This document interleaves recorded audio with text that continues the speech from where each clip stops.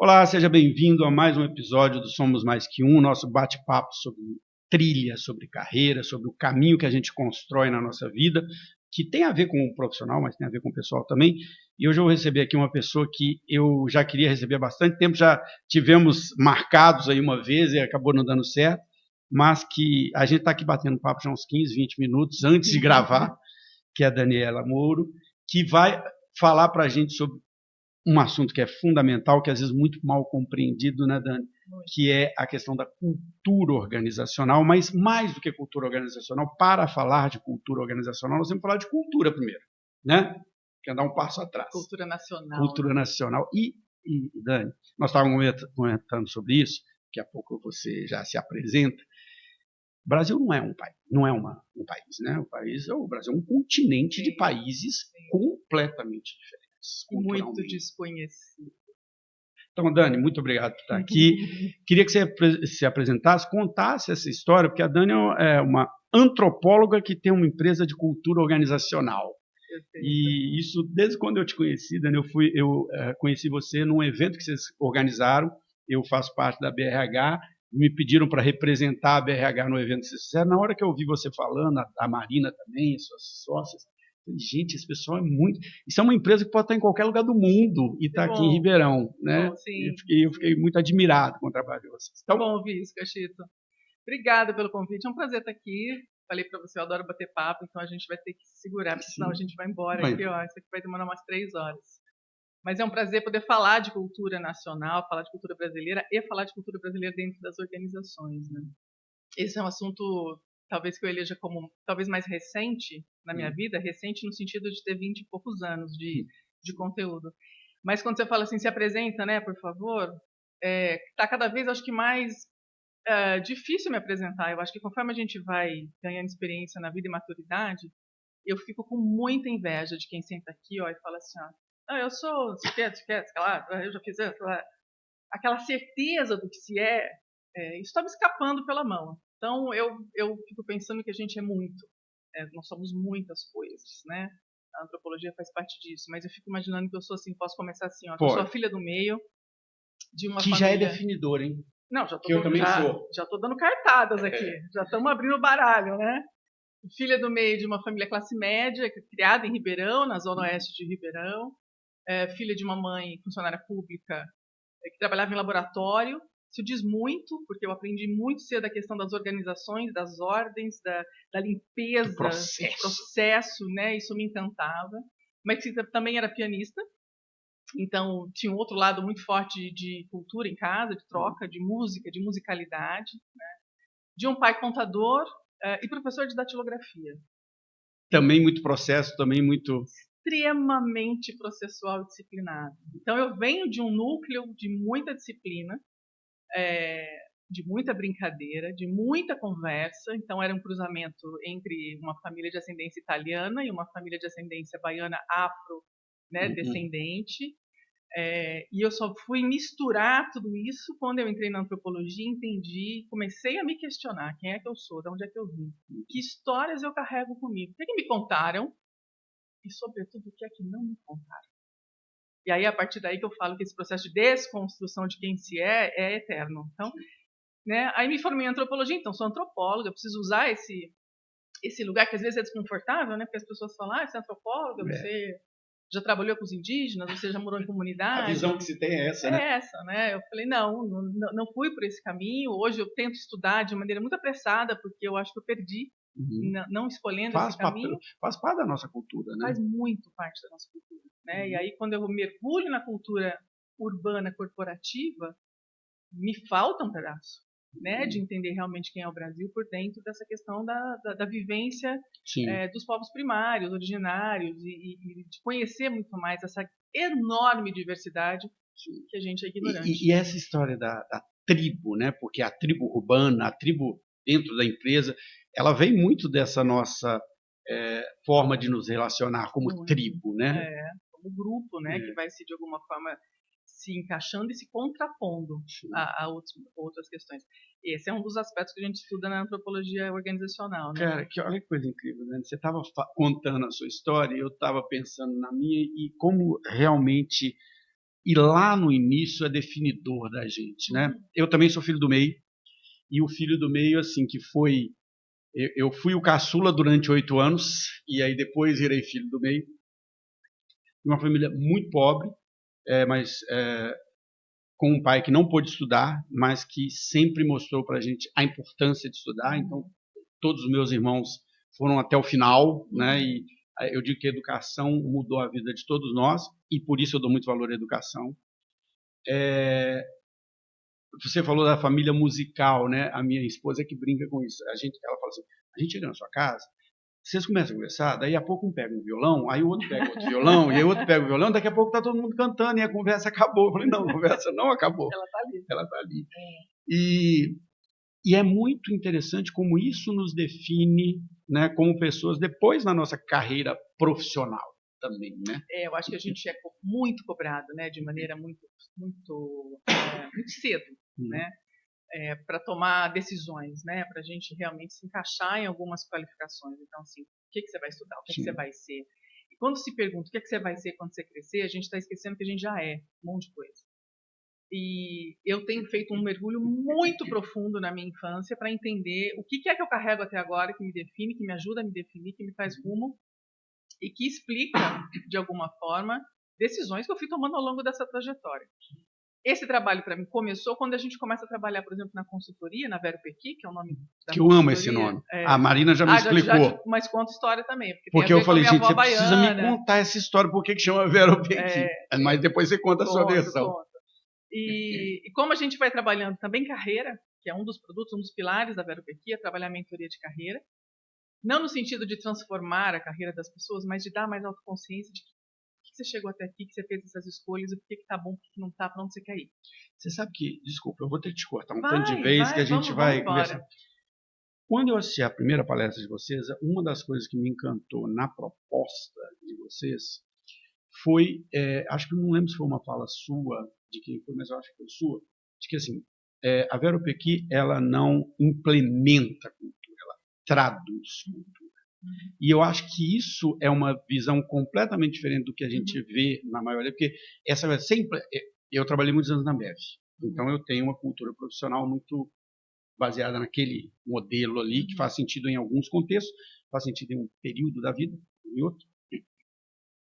E quando às vezes eu já ouvi como consultor, assim, você implementa a cultura da Ambev daqui? E eu falo, posso mandar seu time embora? Se eu puder mandar seu time embora, ou seja... Inclusive o board? Exato. Então, essa história de implementar e traduzir, só essa palavra aí já muda tudo, né? Esse é um grande posicionamento da Vero Pequi, né? Quando a gente fala de tradução, eu já vou contar um pouquinho de onde vem esse pressuposto na antropologia, mas a gente faz tradução e não faz, por exemplo, transformação. Muitas empresas chegam para a gente e falam, olha, a minha cultura precisa ser transformada. A gente não consegue se transformar se a gente não consegue primeiro se conhecer e ter certeza, ou pelo menos algumas certezas do que a gente é. Então eu preciso me conhecer, preciso me traduzir, eu preciso me dar palavras, eu preciso nomear o que eu sou. Mas tá lá, tá na parede já, ó. Tá aqui, ó, missão, visão, valores. Veio aqui uma consultoria no ano passado, fez um trabalho magnífico de 2 dias e tá lá na parede. Não representa nada. Aquilo. Porque a gente começa a andar pelos corredores e conversar com as pessoas, você fala, oi, aquilo que tá na parede não conversa. E gera uma falta de credibilidade absurda. É que assim, e tem um caso fantástico sobre isso, de um executivo brasileiro, mas que foi um executivo de grandes empresas internacionais, eu não vou me lembrar o nome dele, que ele conta a seguinte história, que ele chegou quando ele foi colocado como CEO global dessa empresa, que ele reuniu todos os diretores e falou, vamos escrever a nossa cultura. E 2 dias depois, isso que você falou, tá pronto. Tá pronto. Aí ele leu, e aí todo mundo, esse ele foi, então, essa é do nosso concorrente. Eu só copiei do concorrente, coloquei maravilhoso. Aqui. Essa não é nossa. É isso, é maravilhoso. Então, há uma expectativa de que a gente consiga transformar, e na verdade o que a gente faz é traduzir, né? E quando eu falo de tradução de cultura, aí vem esse mergulho antropológico.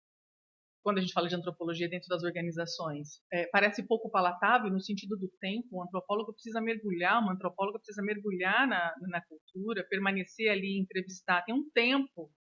E às vezes no corporativo a gente não tem esse tempo. Então a gente consegue criar uma metodologia que a gente tenha uma agilidade, mas obviamente não é em 2 dias. E, obviamente, não é uma reunião numa sala fechada. Eu preciso andar, eu preciso conversar com as pessoas, eu preciso perceber, assim, cadê o café, cadê o bolo? Ah, não tem bolo? Cadê os rituais? Onde é que está o tabu? Que ninguém quer me falar qual é o tabu. Então, eu preciso permanecer lá para entender quais são os tabus. Até entender. Mas isso vem de um pressuposto de tradução, que é uma interpretação.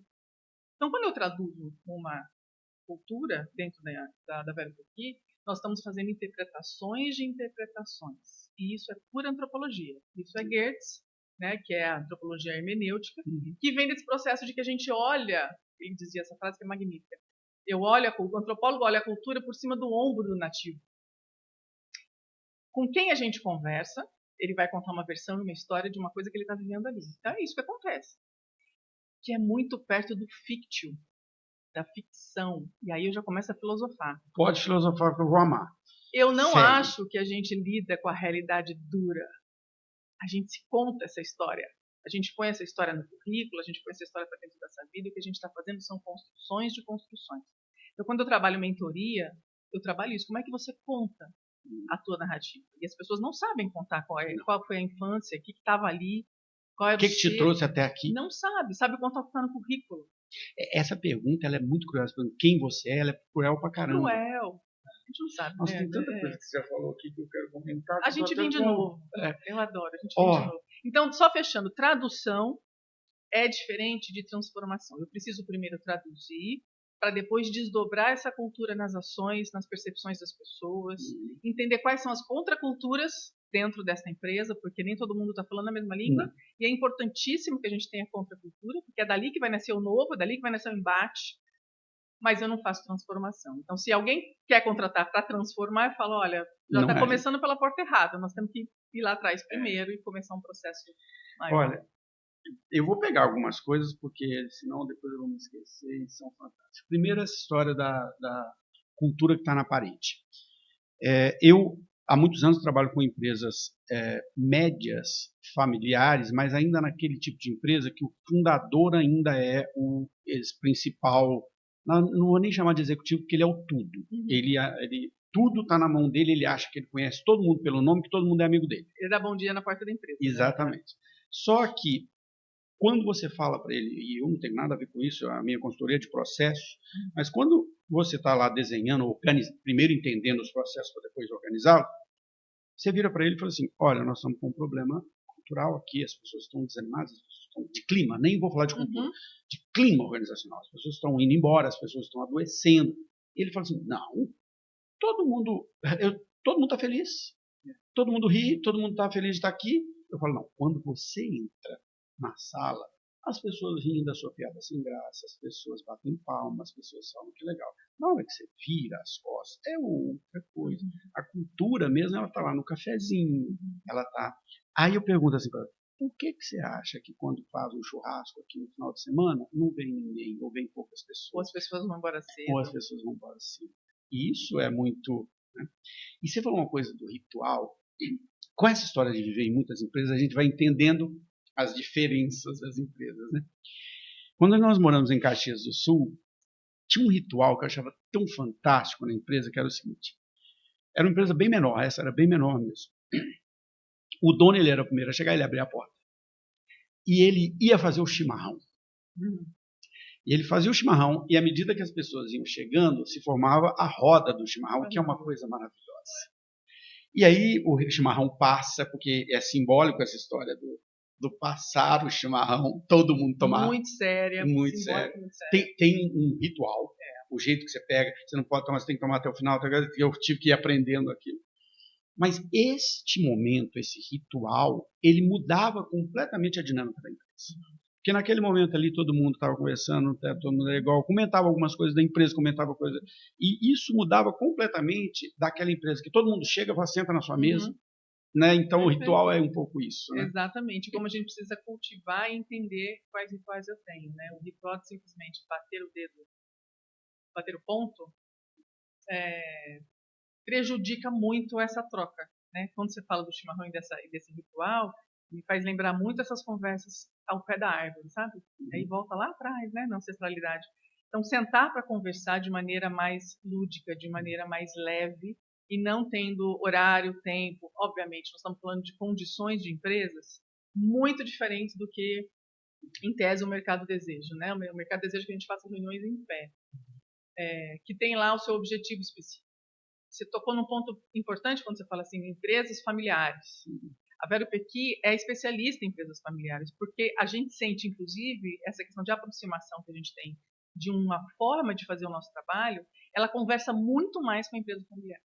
Porque eu preciso entender esse fundador, eu preciso trazer ele para a conversa. Tem um mito dele, a história Ele precisa estar junto com a gente na formação da cultura. E a gente não vai transformar, porque ele trouxe, ele construiu, ele só precisa entender como aquilo tudo se ramificou, como se evoluiu aqui, como está impactando o negócio e, sobretudo, como é que conversa com os outros atores e negócios do mundo, com o universo, enfim, né, com o ambiente econômico mundial, enfim, né.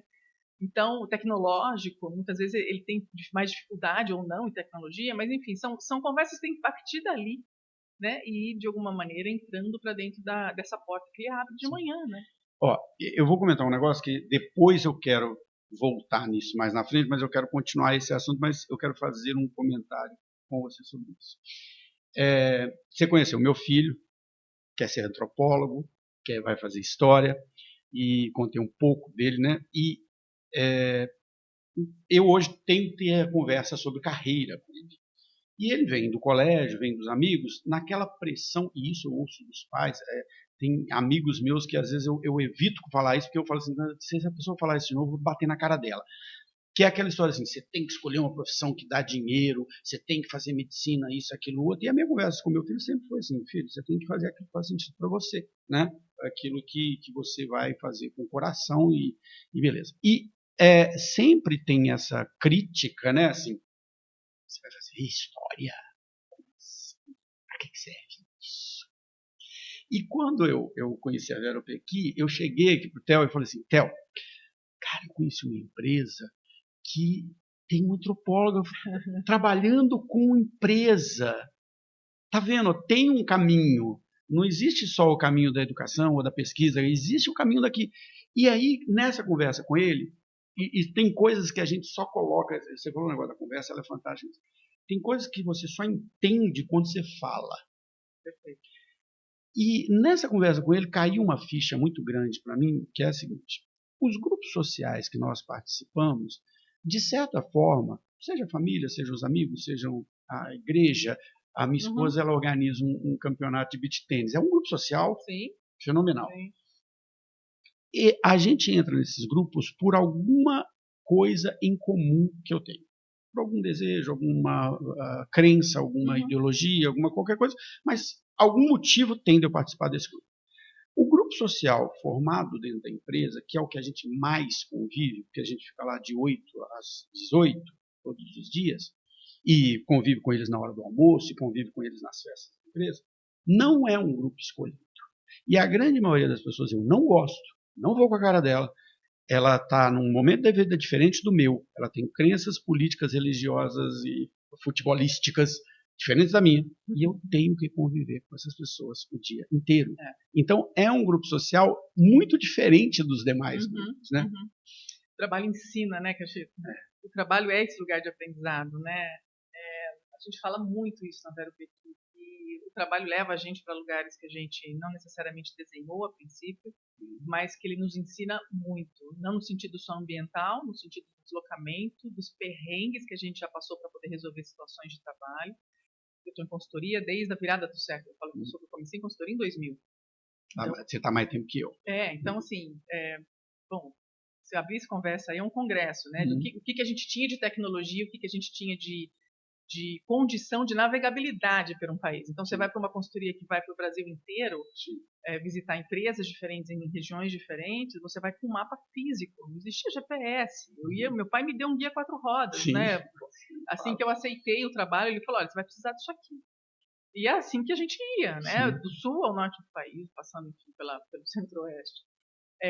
Mas o trabalho ensina isso, né? Fisicamente, conviver com gente muito diferente, com pensamentos diferentes, e ter que traçar sociabilidades mais ou menos controladas. Eu tive a grande sorte de ter muitos amigos ao longo da carreira, e alguns permanecem muito próximos, assim. Então a gente tem uma rede de segurança e de confiança por conta do trabalho, né? Os perrengues que a gente se ajudou no trabalho foram ligas que também aproximaram. Mas há um grande laboratório de convivência, né? De entendimento do que as pessoas estão ali, por que as pessoas trabalham, de onde elas vêm. Por que ela está desmotivada? Por que ela está motivada? De onde elas vêm? Eu preciso ter curiosidade para saber quem são as pessoas que trabalham comigo, quais são as histórias que estão por trás daquele crachá.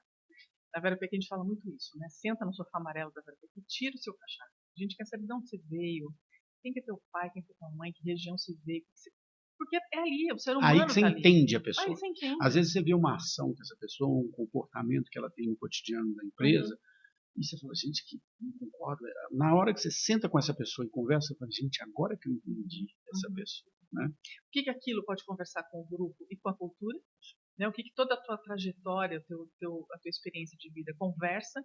O que não conversa? Porque às vezes a gente quer moldar, a gente quer fazer com que a pessoa pense da maneira como aquele grupo pensa e não vai dar muito certo isso. Né? E esse, para mim, talvez seja um dos grandes problemas que eu vejo hoje nas empresas, porque, de certa forma, e se a gente entrar nesse assunto não vai sair mais, o Brasil está passando por uma grande mudança cultural nos últimos anos, que as redes sociais têm a ver com isso, a política tem a ver com isso, de radicalização das pessoas e que leva a uma separação social que a gente não é que nunca teve. Nós temos uma separação social das classes, né? Isso é muito claro, hierárquica. Mas o Brasil sempre teve uma cultura, de certa forma, muito de sincretismo, né? Eu falo que uma das coisas mais lindas que tem no Brasil é um negócio chamado a lavagem da escadaria do Senhor do Bonfim, que é uma festa do candomblé que acontece na Igreja Católica, né? E nos últimos anos a gente vem se separando, né? A gente vem se esgarçando como sociedade um pouco por causa dessas radicalizações que a gente está tendo.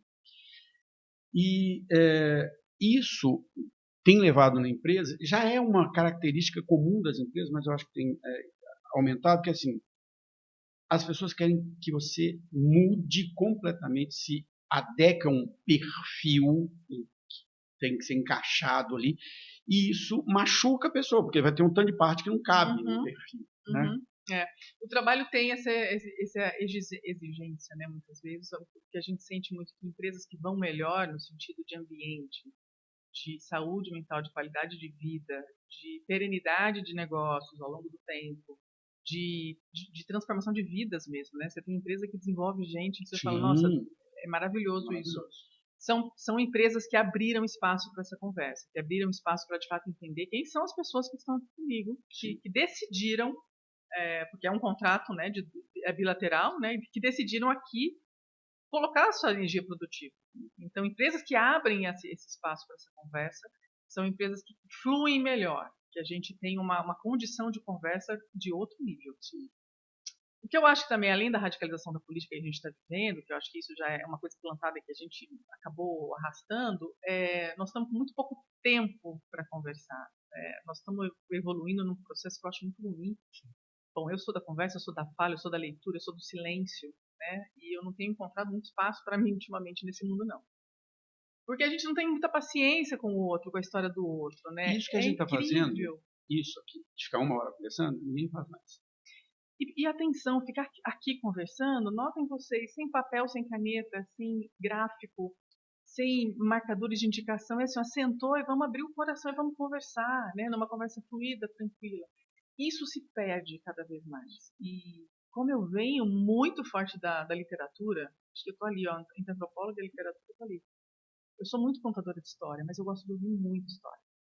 Eu sou aquela pessoa que vai no supermercado e meu pai fica esperando no carrinho, tipo, filha, vamos, filha. Porque eu quero saber o que é aquela música que está tocando no celular escondidinho, embaixo do caixa, da onde vem aquele anel, aquela tatuagem que a pessoa tem. Eu sou a perguntadeira.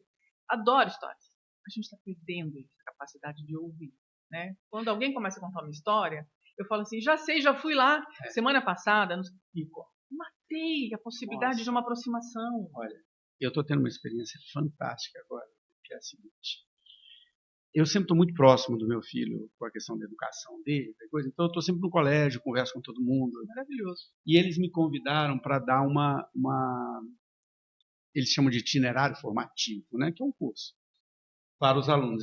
Pela primeira vez, eu estou dando aula para adolescentes. Meu filho falou assim, você não vai ter paciência, pai.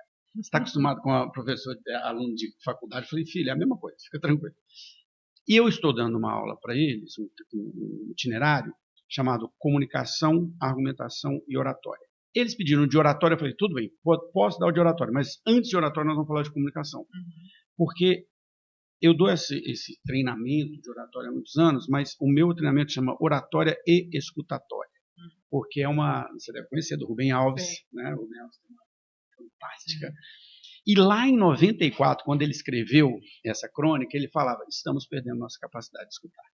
Né? Lá em 94. Não tinha nem celular. Agora, então, acabou completamente isso. E não há comunicação sem escuta. Né? E os alunos estão amando, não sou eu que estou falando, o diretor, os alunos estão amando. Por quê? Porque eu não falo, eu deixo eles falarem. E coloco eles, uso algumas metodologias de ensino para deixar eles conversarem. E aí, no primeiro dia, Daniel, assim, imagina, meninos de 14, 15 anos, que estão no primeiro ano, que acabaram de entrar no colégio, já fizeram os grupinhos. O grupinho das menininhas, o grupinho dos meninos mais velhos, os meninos do futebol, as meninas do teatro. E a primeira coisa que eu fiz com eles foi colocar eles em 5 mesas diferentes e fazer todo mundo rodar todas as mesas e conhecer. E é só essa história do escutar, eles já me relatam assim, nossa, olha, eu estava conversando com meu pai e mudou a conversa, né? Porque agora eu estou escutando. Então a escuta ela tem um papel lindo nisso. A escuta, a educação, o processo escolar, nisso tudo, né? Quando você fala, eu me reporto muito à minha própria história e biografia. Eu venho de uma formação em colégio religioso, que a despeito de ser nosso colégio religioso, né, era um colégio extremamente politizado no sentido da participação estudantil, que incentivava a gente a fazer grupos, incentivava a gente a reunir, a fazer projeto social em Ribeirão, fora de Ribeirão. Minha mãe vivia muito preocupada comigo, porque eu era uma adolescente que estava sempre com o microfone na mão. E ela tinha um negócio aqui atrás dela chamado período ditatorial, né? E ela falava, filha, olha o que você fala e com quem você fala. E eu falava, mãe, tá tudo bem, tá tudo sob controle. Fazia teatro, né? Então, assim, as jornadas estudantis, essa participação de ter voz. Os adolescentes são arrogantes. Essa juventude não sei o quê. Todo mundo talvez já passou por aí, mas a gente precisa ter espaço para deixar falar. Eles não se sentem escutados. Não. Então, essas são oportunidades maravilhosas que vão, assim, de maneira muito cabal, colocar esses adolescentes em outras situações de escolha daí para frente. Não tem nem dúvida disso. À toa que seu filho está querendo fazer história e antropologia, enfim, né? Porque a gente sabe que tem um conteúdo de troca que está sendo enterrado. Não, nós temos um hábito aqui, Dani, que é o seguinte. Lógico, não vamos ser também hipócritas e dizer que todo mundo é perfeito, maravilhoso. No dia a dia, eu trabalho 12 horas por dia, eu trabalho e dou aula à noite, e sábado eu tô aqui, minha esposa está brigando comigo porque eu marquei uma entrevista para tarde, ela falou, mas nós vamos fazer um churrasco, eu falei, eu sei, mas eu... Então tem, lógico, mas nós criamos um hábito familiar que a gente criou lá no Sul, quando a gente estava morando no Sul, nós criamos um hábito assim, pelo menos uma vez por mês a gente viaja. Não é viagem, é assim, a gente pega o carro e vai para algum lugar aqui perto. E esse momento dentro do carro é um dos momentos mais ricos que a gente tem. Não é nem a viagem, é o momento do carro.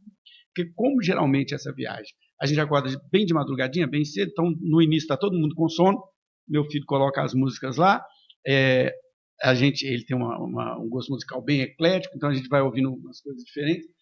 Tem um momento que a conversa começa.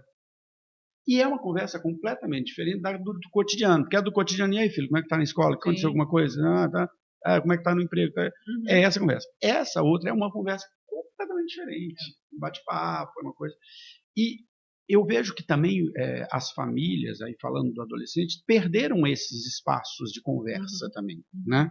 Não só protocolar, né? Que essa ideia de como é que foi o seu dia, como é que foi a sua escola, mas assim, quais são os temas que surgem, né? O que acontece, né? O que flui, a criança é maravilhosa por isso, porque a criança tem menos filtro, né? E a criança vai soltando perguntas, assim. Eu convivo com 2 sobrinhas hoje, que para mim é de uma riqueza inimaginável, assim, né? Como tia, eu sou extremamente bem realizada. Porque vem dali muita curiosidade, muitos porquês, que a gente vai apagando para falar assim, não vamos parecer idiota perguntar. E são perguntas que às vezes a gente fala, nossa, não deixa eu pensar nisso. Ela me fez esses dias, por que é tão caro viajar de avião daqui para São Paulo? E não é saber o que é custo de aeroporto, como é que eu explico isso para uma criança de 7 anos? Eu fui tentando dizer cidades urbanizadas, o custo disso, enfim. Então, vão te levando para lugares que te colocam em situações realmente de argumentação, de riqueza, né? Então, parar para conversar, parar para escutar e entender que temas surgem dali. E isso dentro das empresas não pode vir só de cima para baixo. Na Vero Pequena, a gente trabalha muito, por exemplo, com roda de conversa. Então, a gente vai com, às vezes, 2 perguntas e deixa o povo falar, né? Abre ali uma roda de 15 pessoas, de 10 pessoas, e vai fluindo a percepção. E, geralmente, ela é muito distante da percepção do CEO ou da diretoria. A diretoria está sempre dizendo que está tudo muito bem, nós estamos produzindo, nós estamos entregando, nós estamos crescendo, nós triplicamos de tamanho. E aí, quando você começa a escutar o que está acontecendo, né, nos corredores, nas salas, nos grupos, nas unidades, o tom é outro da conversa. Na empresa familiar, eu não gosto do termo empresa profissionalizada, porque eu acho que todas as empresas são profissionais, né? Mas a empresa que tem a gestão familiarizada, ainda é da família, do fundador, na grande maioria das vezes, isso é ainda mais, porque assim, eu trabalhei 12 anos na Ambev. Muitas pessoas viram para mim e falaram assim, nossa, como é que você aguentou aquela cultura? Eu falo, cara, para mim, naquele momento da minha vida, era uma cultura que fazia muito sentido. Porque eu virava para a pessoa do meu lado e falava assim, eu não gosto de você, não sou seu amigo, não quero conversar com você sobre nada.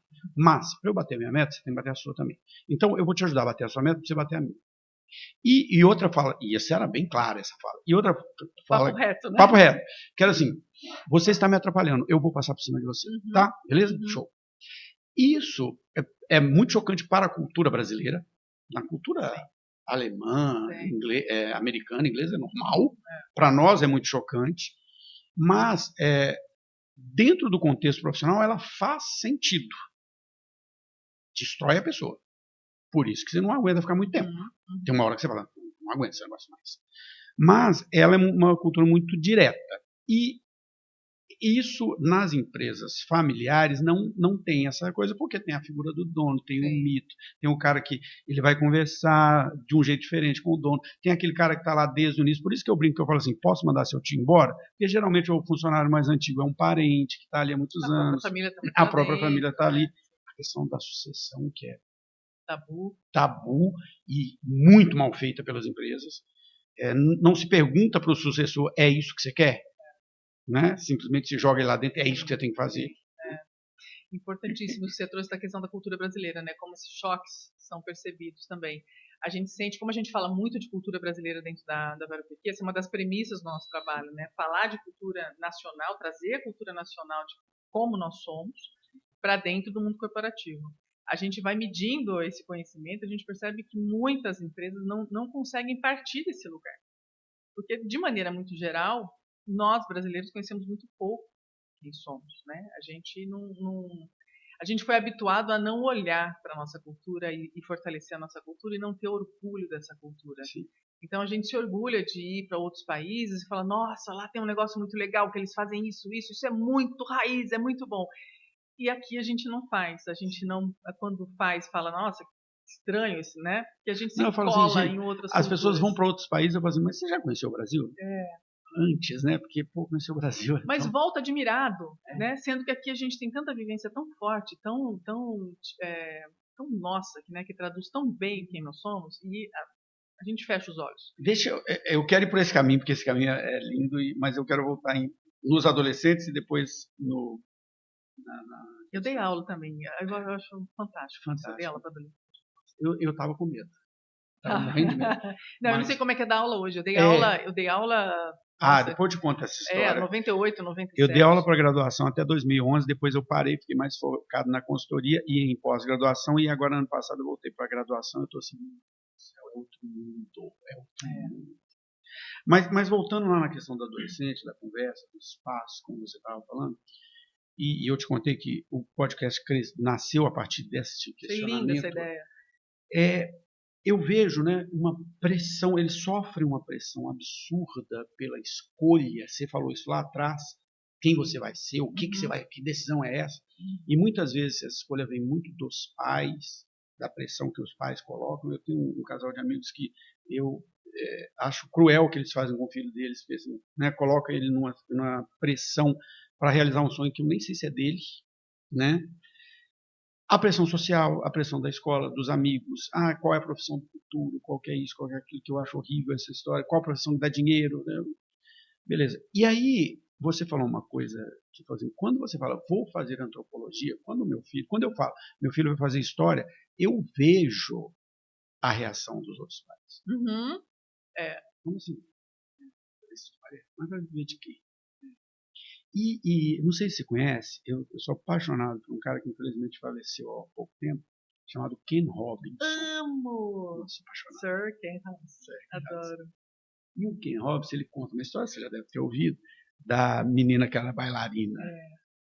E outro dia desse eu estava conversando lá na escola, eu falei assim, gente, olha, eu estou vendo vocês falando aqui, ó, tem que falar sobre a carreira médica, tem que falar sobre a carreira social, de direito, tem que falar das carreiras humanas, exatas e sociais. E arte? Ninguém vai falar. Não tem nenhum aluno que tem interesse por ir por esse caminho. Isso não é nem questionado nas escolas, se falar disso. E o Ken Robinson fala isso. Fala demais disso, né? E ele tem um trabalho que é maravilhoso, eu já levei isso em treinamento, assim, de como a nossa percepção, conforme a gente vai crescendo, né, a gente vai paralisando o nosso corpo. Então, uma criança pequena, né, a gente vê isso nas crianças, ela se move para todos os lados de maneira muito enlouquecida. Conforme a gente vai crescendo, a gente vai habituando o nosso corpo a vir só para cá, né? O nosso movimento é unicamente mental e a expressão cada vez mais esvaziada. Tristíssimo. Eu estou coçando a mão para começar uma graduação de artes plásticas. Coçando. Eu estou chegando perto de 50, estou naquela fase muito perigosa. Assim, vou enlouquecer agora, eu vou fazer coisa muito diferente. Porque eu acho que só isso não salva. Eu tenho muito com isso. Sim. A arte salva, gente. A literatura salva. Você veio da música, né, da família musical, e isso é uma coisa que é um valor da família. A minha família é assim, que é assim, tem uma expressão artística ali. O que eu brinco que a minha esposa às vezes não entende, assim, a gente ainda está conversando. Só que essa conversa foi agora para uma outra linguagem. Um tom, né? Uma outra linguagem. Eu acho muito triste a questão da pressão, né, social que a gente faz com relação à escolha do que cada um vai ser. Acho muito raro famílias que conseguem, de fato, ter essa visão de que a expressão da nossa produção e da nossa energia ela pode se dar de diversas formas. O que eu sinto muito é que os pais precisam dizer para os outros pais o que o filho é. E aí é uma questão que não é do próprio filho. Percebe como a gente vai minando a energia de alguém para dizer assim, eu vou contar que meu filho é médico. E isso vem lá atrás de uma coisa que você falou, dessa hierarquização muito forte da nossa que nós ainda sociedade. somos. Né? Que não meu é só filho brasileiro. médico é melhor do que seu filho historiador. Exatamente. Né? A gente só quer garantias. Então, só quer as garantias. Então, ser médico é uma garantia. Não é. Né? De nada. Mas eu acho que sim, se apresentar aqui, ser médico. Quando eu fiz a opção por ciências sociais, que a gente faz primeiro a opção por ciências sociais e depois antropologia. Na verdade, eu queria fazer jornalismo, essa era a minha pretensão. Jornalismo o tempo todo esse ano. Porque eu sempre fui essa criança muito curiosa, né, muito atenta ao que estava acontecendo, assim, na TV. Eu lembro de acompanhar fatos históricos. E eu não sei se uma criança captaria, se ela fosse uma criança que estava... Eu estava muito ali ligada, né, assim, atentado da Indira Gandhi, eu lembro de ter assistido isso. Devia ser o quê, 84? Nós temos uma idade próxima e a nossa... Eu sou um pouco mais velho que você. Nós vivemos um momento histórico importante, né? Assim, meio para o fim da ditadura, muitas mudanças globais, culturais. Né? Constituição de 88. Eu servi exército em Belo Horizonte em 88. Imagino que era servir exército em 88. Sim. Que o exército a ditadura tinha acabado em 86, né? A força que o exército ainda tinha, como que isso era visto na sociedade, o orgulho que se dava para os pais, sabe uma coisa assim?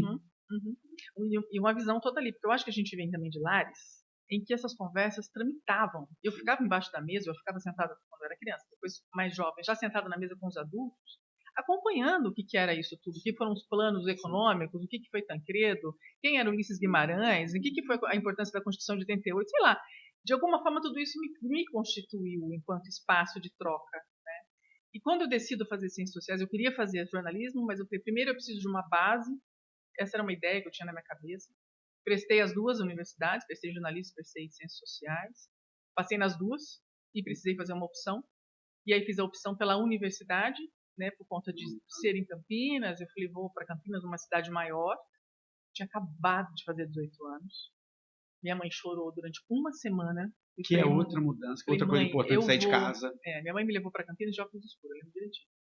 Porque chorava. Como que eu vou deixar minha filha aqui, né? E foi a melhor coisa que aconteceu para mim, ter ido para a universidade, ter conhecido gente do Brasil inteiro, ter entrado em contato com realidades completamente diferentes da minha, para todos os lados, né? Essa questão hierárquica, ter entrado em contato com aqueles professores que jamais esquecerei e que me constroem até aqui, né? Muitos deles. Mas ali eu percebi, eu não preciso de jornalismo, tá tudo bem, eu acho que me satisfez ali a questão das ciências sociais. E aí eu queria ser socióloga e no segundo semestre eu falei, não, é a antropologia que eu quero. Eu me apaixonei pela antropologia. Você sabe por que eu acho que essa conversa ela é muito importante, né? Pelo seguinte, grande parte das pessoas que passaram aqui, você já é o episódio 72, grande parte das pessoas que passaram aqui não fazem aquilo que se formaram. Formaram em um lugar, então em outro. É raro isso, de uma pessoa como você, que se formou em algo e está nisso. Mas que também é uma construção, né? Vem de uma escolha, às vezes, forçada também, né? Uma escolha que não foi, foi porque era a empresa da moda, ou porque os pais queriam, ou por causa disso, que eu já ouvi isso aqui diversas vezes. A pessoa fazia, minha família queria que eu fizesse tal coisa, né? E a pessoa vem para um outro lugar. Mas é uma construção, né, Caxias? Assim, a antropologia, ela me forma enquanto, talvez até intelectualidade e recorte de mundo. Sim. E depois eu fui trabalhar com educação, depois eu fui trabalhar em consultorias, e não era muito palatável e simples colocar antropologia na conversa. Sim. Muita gente falou que eu abraçava a árvore. Sim, é a visão. Às vezes eu falo assim, meu filho quer fazer história na Unicamp, ou ciências sociais na Unicamp, eu falo assim, mas vai virar abraçador de árvore, né? Tem essa questão. Então você precisa ir construindo esse lugar, na verdade, perfeito, de análise e de posicionamento, inclusive abrindo mão algumas vezes. Então já trabalhei de maneira muito mercadológica, puramente para realmente pagar boletos e fazer o processo até como laboratório. Falei, deixa eu ver como é que é isso aqui, né? E durante 10 anos, a melhor conversa que eu tinha era quando a gente entrava no carro. Eu já trabalhava com a Natália nessa época numa outra empresa, que hoje é minha sócia, né? E a gente conversava da cultura, a gente conversava das pessoas e não do trabalho entregue. E ali a gente começou a entender que o nosso trabalho não era processos, ERP, tecnologia, resultado, planilha. Era, na verdade, o que acontecia nas entrelinhas. Isso que você falou de sair de casa é uma outra coisa fundamental. Assim. Eu sou de Belo Horizonte, eu tive uma experiência muito interessante nesse sentido, porque foi assim, aos 14 anos, o meu pai é de Montes Claros, na verdade ele é de São Romão, no norte de Minas, e ele falou assim, estamos indo para Montes Claros, porque aqui era um momento de crise econômica, tal coisa, naquela década de 80 ali, tal coisa. E nós estamos indo para Montes Claros. Eu falei, pai, eu não quero ir. Tá doido, eu não quero. E meu irmão tinha 18 anos, o meu irmão ia ficar, porque ele já trabalhava. E aí meu pai falou assim, se você passar no Colégio Técnico da Federal, eu deixo você ficar. E eu estudei igual um louco, que fui fazer, e passei no Colégio Técnico da Federal. Então, aos 14 anos, eu passei a morar, eu e meu irmão. Tudo bem. Minha avó morava do lado, né?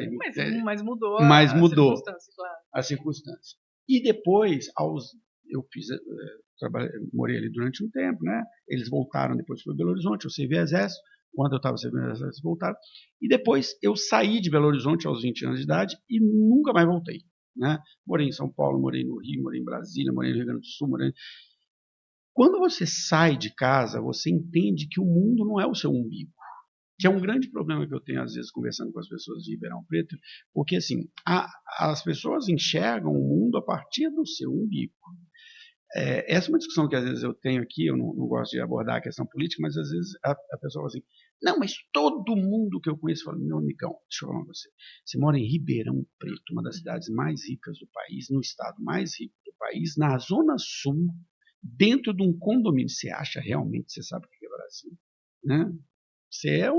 O mundo não é seu umbigo. E sair de casa traz isso muito para a gente, ainda mais com essa experiência que você teve de Unicamp. Muito. E sair de casa é extremamente importante. Eu acho extremamente importante. Eu acho que a gente está vivendo, não tenho isso medido, mas gerações que demoram mais tempo para sair de casa por uma série de circunstâncias. Sim. Aqui a gente pode abrir uma outra discussão. Mas tive essa oportunidade de poder sair e de poder cursar uma universidade pública. Meu irmão também cursou universidade pública, mas ia e voltava todos os dias. Meu irmão hoje é acadêmico, dá aula na universidade aqui de Pirassununga. Crânio era o nosso gênio da casa. Minha irmã fez faculdade particular, mas foi em Ribeirão, e aí eu vejo a diferença dessas vivências, dessas experiências, né? O que é fazer parte de uma universidade, morando fora de casa. É de uma riqueza, para mim, incomparável. Ali eu costumo dizer que assim, qual é o teu momento de maior potência na tua trajetória? Faculdade, né? Um poder de criatividade, de conectividade, de poder trazer solução, de poder escolher o que você quer fazer, de dar tudo muito errado e ter que resolver, de acabar o dinheiro e você ligar para o seu pai e falar, pai, acabou o dinheiro, falou, filho, aqui também. Então, vê como é que você se arranja aí, porque eu só consigo mandar a semana que vem, né? Porque minha família não tinha uma condição super maravilhosa, tranquila, tinha muito boleto para pagar com 3 filhos. Então, assim, perceber esses limites do que é possível e aí começar a contar com uma outra rede é fantástico, é maravilhoso. Os amigos que a gente faz na universidade, né, quando você realmente se lança. E você conhece os outros mundos, as outras visões. Muito. É edificante, você volta completamente diferente. Nós temos 2 caminhos que a gente precisa trilhar nessa conversa, que é a questão da cultura brasileira, que, né, a gente já passou por ela aqui várias vezes, mas eu quero falar um pouco mais dela, e depois a questão da cultura empresarial, que nós já falamos, mas eu queria entrar um pouco nela. Mas antes eu quero voltar no negócio que você falou lá. A gente falou da importância de escutar. Você falou assim, olha, eu percebo que eu estou perdendo meus espaços de conversa, né, de leitura, de tudo mais, e você falou, e de silêncios. E eu tenho tenho um momento da minha vida que é um momento do Y, assim, né, da escolha total. Eu comecei a trabalhar, acabei indo para a área comercial, entrei na Ambev, não tive oportunidade, minha família era muito pobre na época, de estudar quando novo, fui estudar um pouco mais tarde, e eu fui trilhando a carreira dentro da Ambev, e num momento que tinha muita chance, muita oportunidade, eu fui crescendo, chegou num momento que eu era muito bem sucedido profissionalmente, minha vida estava um horror. Meu primeiro casamento já tinha acabado por causa disso, porque eu fui ir para um outro estado e minha esposa na época não quis ir. Eu estava doente, eu estava gordo, eu estava acima do peso, eu estava com úlcera. E um dia, já com a minha esposa, a Giovana, que você conheceu, a gente falou assim, você precisa fazer alguma coisa, você está se acabando. E eu fui fazer um retiro espiritual. E tem uma pessoa muito especial, que hoje é bastante conhecida, mas na época não era, chamada Monja Coen. E eu estava num momento doente, me tratando, eu fui em várias coisas. Eu fui na igreja católica, eu fui na igreja não sei o quê, fui em várias, e eu meio que me encontrei no budismo tibetano, depois eu acabei indo para o budismo chinês, que é o Qian, e aí um dia eu fui no budismo zen, no zen budismo, e ouvi a Monja Coen. E na hora que eu sentei lá e a Monja Coen começou a falar, eu falei, caiu a ficha. Cheguei. E eu fui fazer um retiro de silêncio. Toda vez que eu conto isso, a pessoa diz, você ficou 3 dias sem falar? Eu falei, não é nem sem falar. É sem falar e sem ouvir ninguém falar. E esse momento é definidor da minha vida. Eu saí desse retiro, essa encruzilhada. Nesse momento eu saio desse retiro assim, ó, não é isso mais que eu quero para minha vida. Não vou fazer uma loucura de sair de um dia para o outro, né? Tem boleto para pagar. Mas eu quero um outro caminho completamente diferente. E a minha esposa, muito parceira nesse sentido, falou assim, tudo bem, é esse caminho? É isso que vai fazer você ser feliz? Eu falei, Gima, nós vamos ganhar 1/3 do que a gente ganhava. Não tem problema, vamos por esse caminho. E aí não foi um caminho de um dia, foi um caminho de anos, né? Eu fui voltar a estudar, eu fui terminar a minha faculdade, que eu nunca tinha terminado, eu fui fazer mestrado, eu fui começar a dar aula, e é o caminho que eu trilho até hoje, que de vez em quando você tem que ir para a consultoria, porque ela dá dinheiro para pagar as contas, mas o que eu amo é a educação, eu amo esse lado aqui, e do estudo do constante. E o silêncio foi fundamental, porque o silêncio, as 3 primeiras horas elas são desesperantes. Eu tenho muita vontade de fazer um retiro. Sua cabeça fica assim. Imagina. Lá à tarde do primeiro dia, a sua cabeça faz assim. Ela entra em outro, e aí você se ouve, que é uma coisa que a gente não faz, né? Que você falou do silêncio, amedronta muito, as pessoas têm muito medo, né? as pessoas têm muito medo de falar, né, de se ouvir. Então, assim, o divã, né, ou uma terapia mais profunda, assim, nesse sentido, é tentador para essas pessoas, é muito complicado, assim. Tentador para quem gosta, né, complicado para quem... Mas, duas coisas, assim, você falando, eu fui para 2 lugares, né? Eu sou uma pessoa de uma mentalidade muito, muito ativa, tem muito barulho na minha cabeça, assim. Muitos assuntos, muitas questões. E o mundo aqui fora já está assim também. Então, para mim, silêncio é algo que eu sei que eu preciso perseguir, porque eu sou introvertida, então eu preciso de silêncio para produzir. Se eu não busco esse lugar, eu fico improdutiva e adoeço. Meu estômago dá sinais, né? Eu começo a ter problemas. Meu corpo fala. Isso eu aprendi ao longo de uma jornada. Né? Infelizmente, a gente lá atrás, né? Se Ken Robinson tivesse aqui, ele ensinaria a gente melhor isso. A gente precisa entender como a gente funciona, né? E como que a gente vai perdendo. Então, silêncio é fundamental. Então, yoga para mim agora salva. Ainda não pratico tanto quanto eu deveria, mas eu já percebo que o pouco que eu faço, o yoga já me organiza de uma outra maneira. E os minutos de silêncio de shavasana, por exemplo, que a gente tem, eu vou para lugares extremamente potentes em criatividade. Seja na memória, que é um outro assunto que eu amo falar, né? Como é que a gente volta e resgata a memória. E esse silêncio, essa coisa de você vai baixando, você vai para lugares que são incríveis, a ponto de sentir cheiros de coisas muito, muito, muito lá atrás. Eu já cheguei a chorar saindo da aula de yoga, porque você vai para um lugar. Então, nós estamos num ambiente muito ruidoso. Eu acho que entrar em contato com esse silêncio, ter coragem de fazer isso, diferencia. Não é só o seu Y, diferencia uma grande parcela da população que realmente, dos indivíduos que querem viver melhor.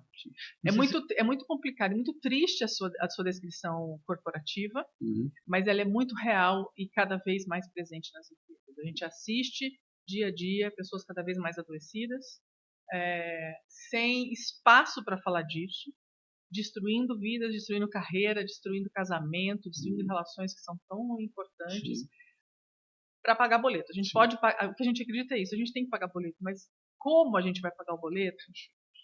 A gente pode começar a pensar, a trilhar caminhos diferentes, com mais sentido.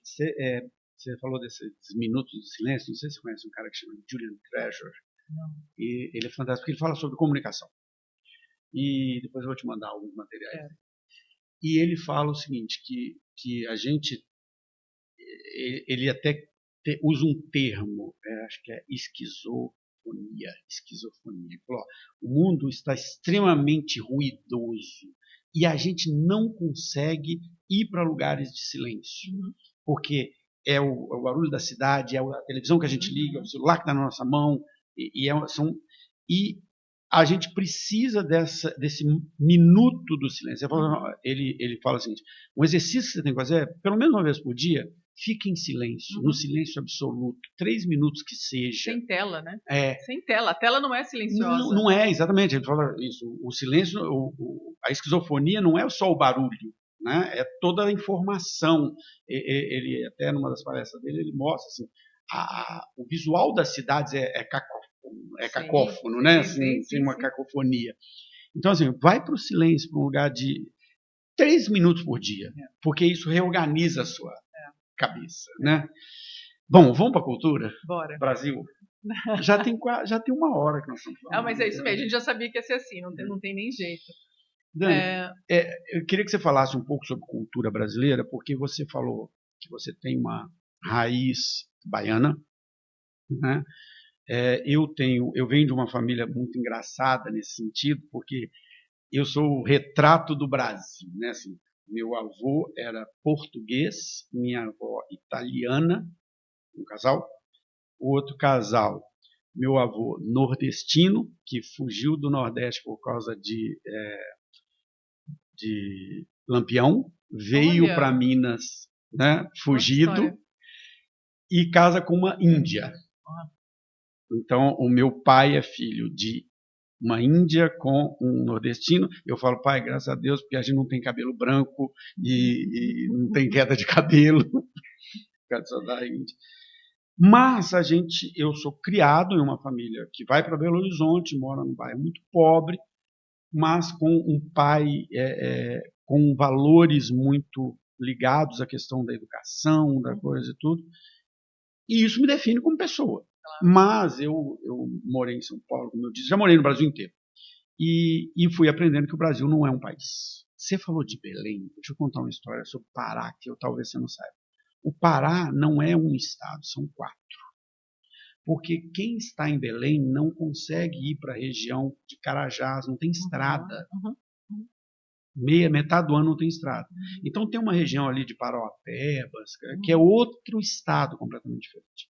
Da mesma forma, quem está em Belém, que é aquela região que eles chamam de Salgado, né, porque tem a praia, não vai para Santarém durante 6 meses do ano. E Santarém é outro estado completamente diferente, tem um dos lugares mais lindos do país lá, mas não tem comunicação com Belém. E depois, no canto de cá, tem uma região chamada Novo Progresso, que você não chega quase o ano inteiro, não tem estrada, você só vai chegar lá de avião ou de barco.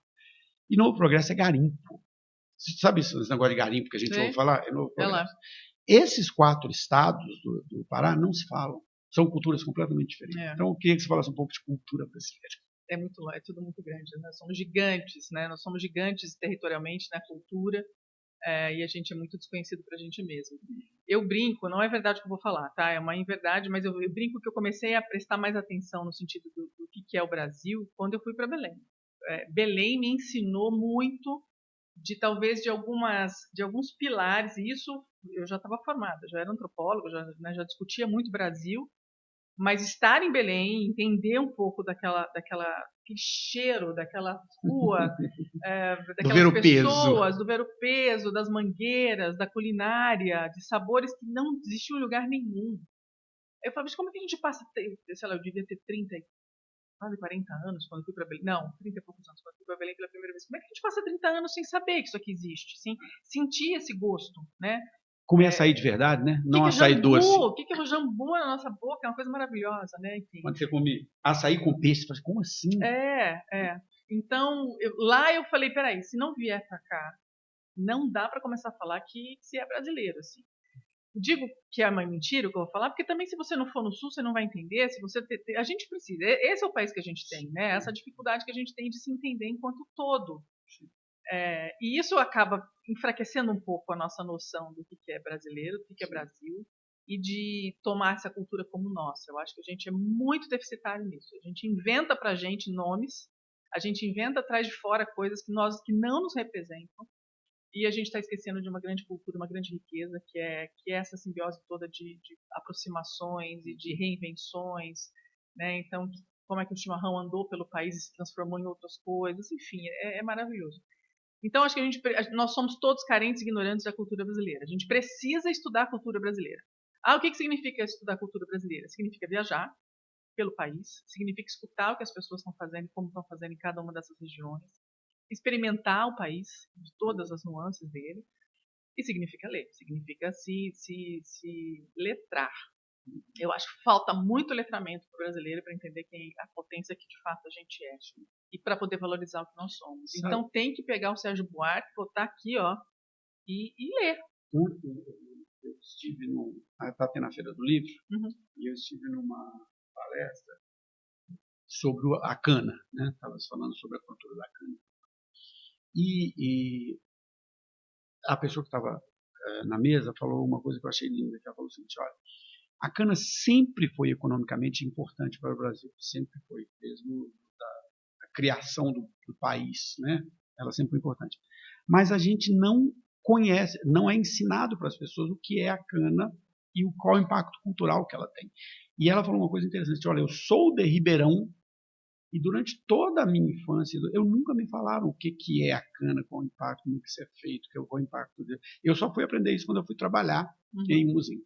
E eu estou dando esse exemplo porque ele é um exemplo muito próximo, mas que a gente não entende esse valor. Né, Tudo bem, podemos discutir a questão da exploração via cana, não estou dizendo isso, mas existe uma cultura por trás que não é falada dela também. Né? Então, tudo isso vai, de alguma forma, levando a gente para um lugar talvez mais artificial, né, de aprendizados mais artificiais e de reprodução de discursos que a gente nem sabe realmente o que a gente está falando. Isso é uma grande tragédia. Você quer ver uma coisa? Desculpa, né? Eu estou fiquei com vergonha.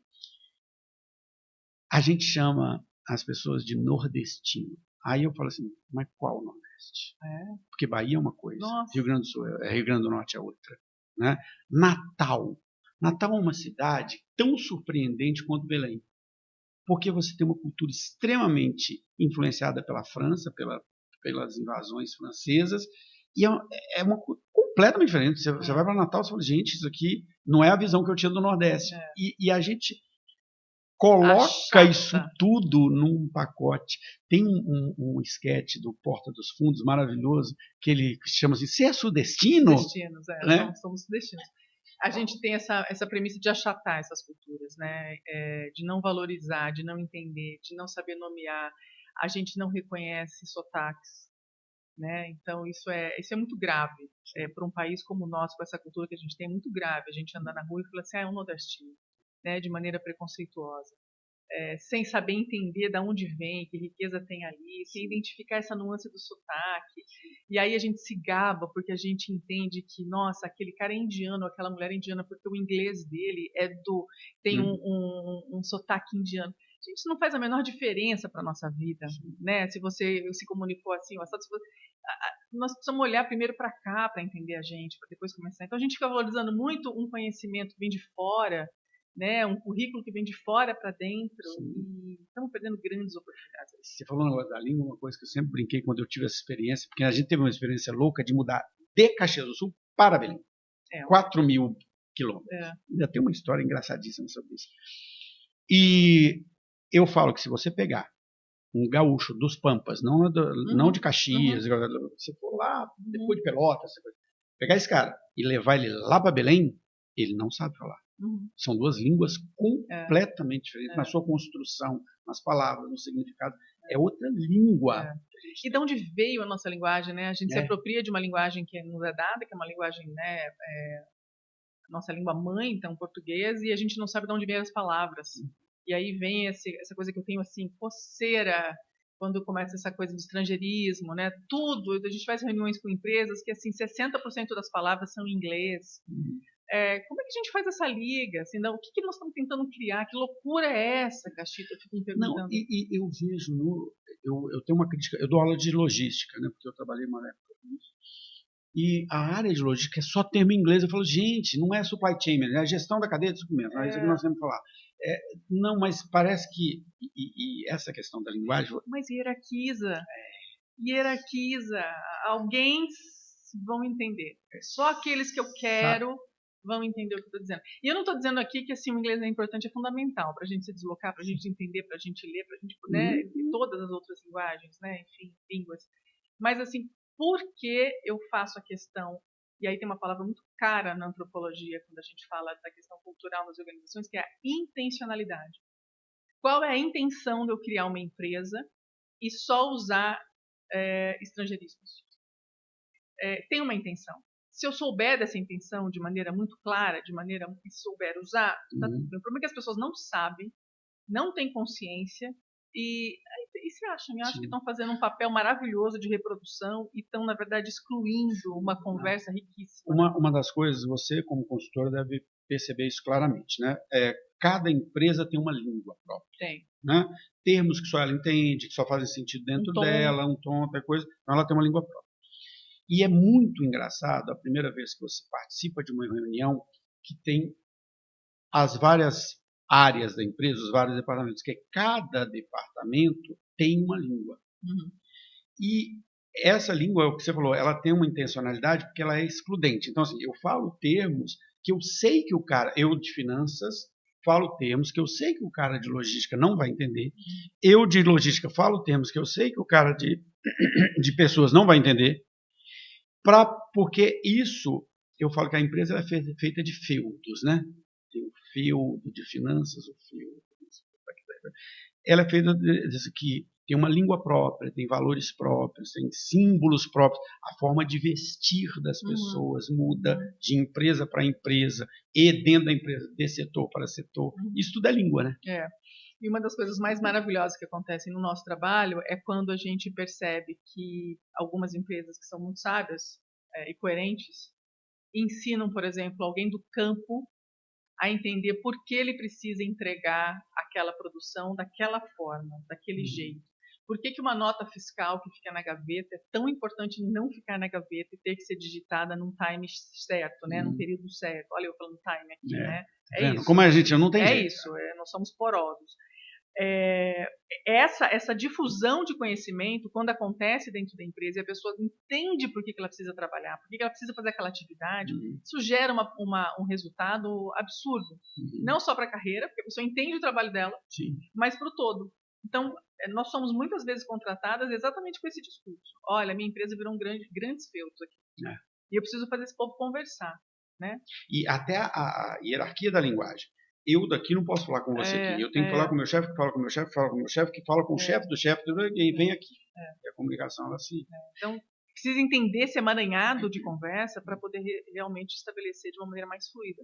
Não só resultado, mas também entendimentos. Olha, eu preciso de você para isso, então me entrega... Por que você precisa me entregar até meio-dia e não até as 4, né? Essa conversa não acontece. Que existe uma outra questão nas empresas, né? Que eu falei lá atrás. Isso é uma visão muito particular minha, não sei se você concorda, mas assim, além de ter a questão de eu trabalhar 8 horas, 10 horas por dia com pessoas que não têm a ver comigo, que não fui eu que escolhi, que muitas delas eu não gosto, que têm crenças políticas diferentes da minha. Além disso, a própria organização do trabalho, ela gera conflitos. Né? Então, por exemplo, o meu objetivo muitas vezes se choca com o seu. Eu sempre dou o exemplo seguinte: o comercial quer vender e o financeiro quer receber. E o comercial fala assim: eu preciso liberar essa venda aqui. E o financeiro fala: não. Eu tenho regra para isso. Eu tenho regra para isso. Mas aí eu não vou bater a minha meta. Não, mas se eu liberar, eu não vou bater a minha. Então, a própria organização do trabalho gera conflitos que, não, se você não tem a comunicação clara, mas eu preciso disso por causa disso. Essa é a importância disso aqui. E o cara me explicar, mas a importância disso aqui é essa. Se não tem essa comunicação, esses conflitos vão escalando. Né? Vão escalando, vão se perdurar e é aí que entra a cultura. Todas essas linguagens diferentes, esses objetivos que em tese são por área, né, elas precisam entrar em processo de convergência e coerência. Por que a gente faz do jeito que a gente faz? O que essa cultura está, de alguma maneira, organizando para que todo mundo possa realmente se enxergar e contribuir para chegar no objetivo comum? Como muitas vezes a gente não tem essa cultura traduzida, ela não é percebida, a gente vai aonde? Para aquilo que é mais fácil. O que é mais fácil? A regra de dentro de casa. Né? Então, sim, aqui mando eu. Então, aqui no financeiro mando eu. No compras manda você. E aí a gente vai se estabelecendo isso como... falado, né? Sim, isso é falado. Isso vai se estabelecendo como grandes núcleos que não se conversam. E, na verdade, tem uma cultura operando no meio disso tudo. Então, a gente costuma dizer, né, que a cultura, não tem cultura boa, não tem cultura ruim, mas ela precisa ser percebida. Eu preciso traduzir, eu preciso entender o que eu estou fazendo. Né? E quais são os valores, o que a gente está fazendo em conjunto para poder chegar nesse lugar. E tem uma questão aí, e depois eu quero que você explique o verbo pequi, que tem a ver com isso. E tem uma questão aí que é a seguinte, né? A gente, quando está dentro, se eu estiver falando uma besteira conceitual, me corrija, mas quando nós estamos dentro da cultura, a gente não percebe ela.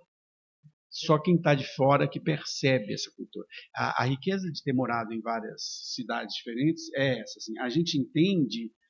Você só entende a cultura, aquilo ali como uma cultura, porque você está de fora. Eu te comentei, né? Quando eu fui para Caxias, eu via as pessoas de uma hora para outra começavam a falar em italiano.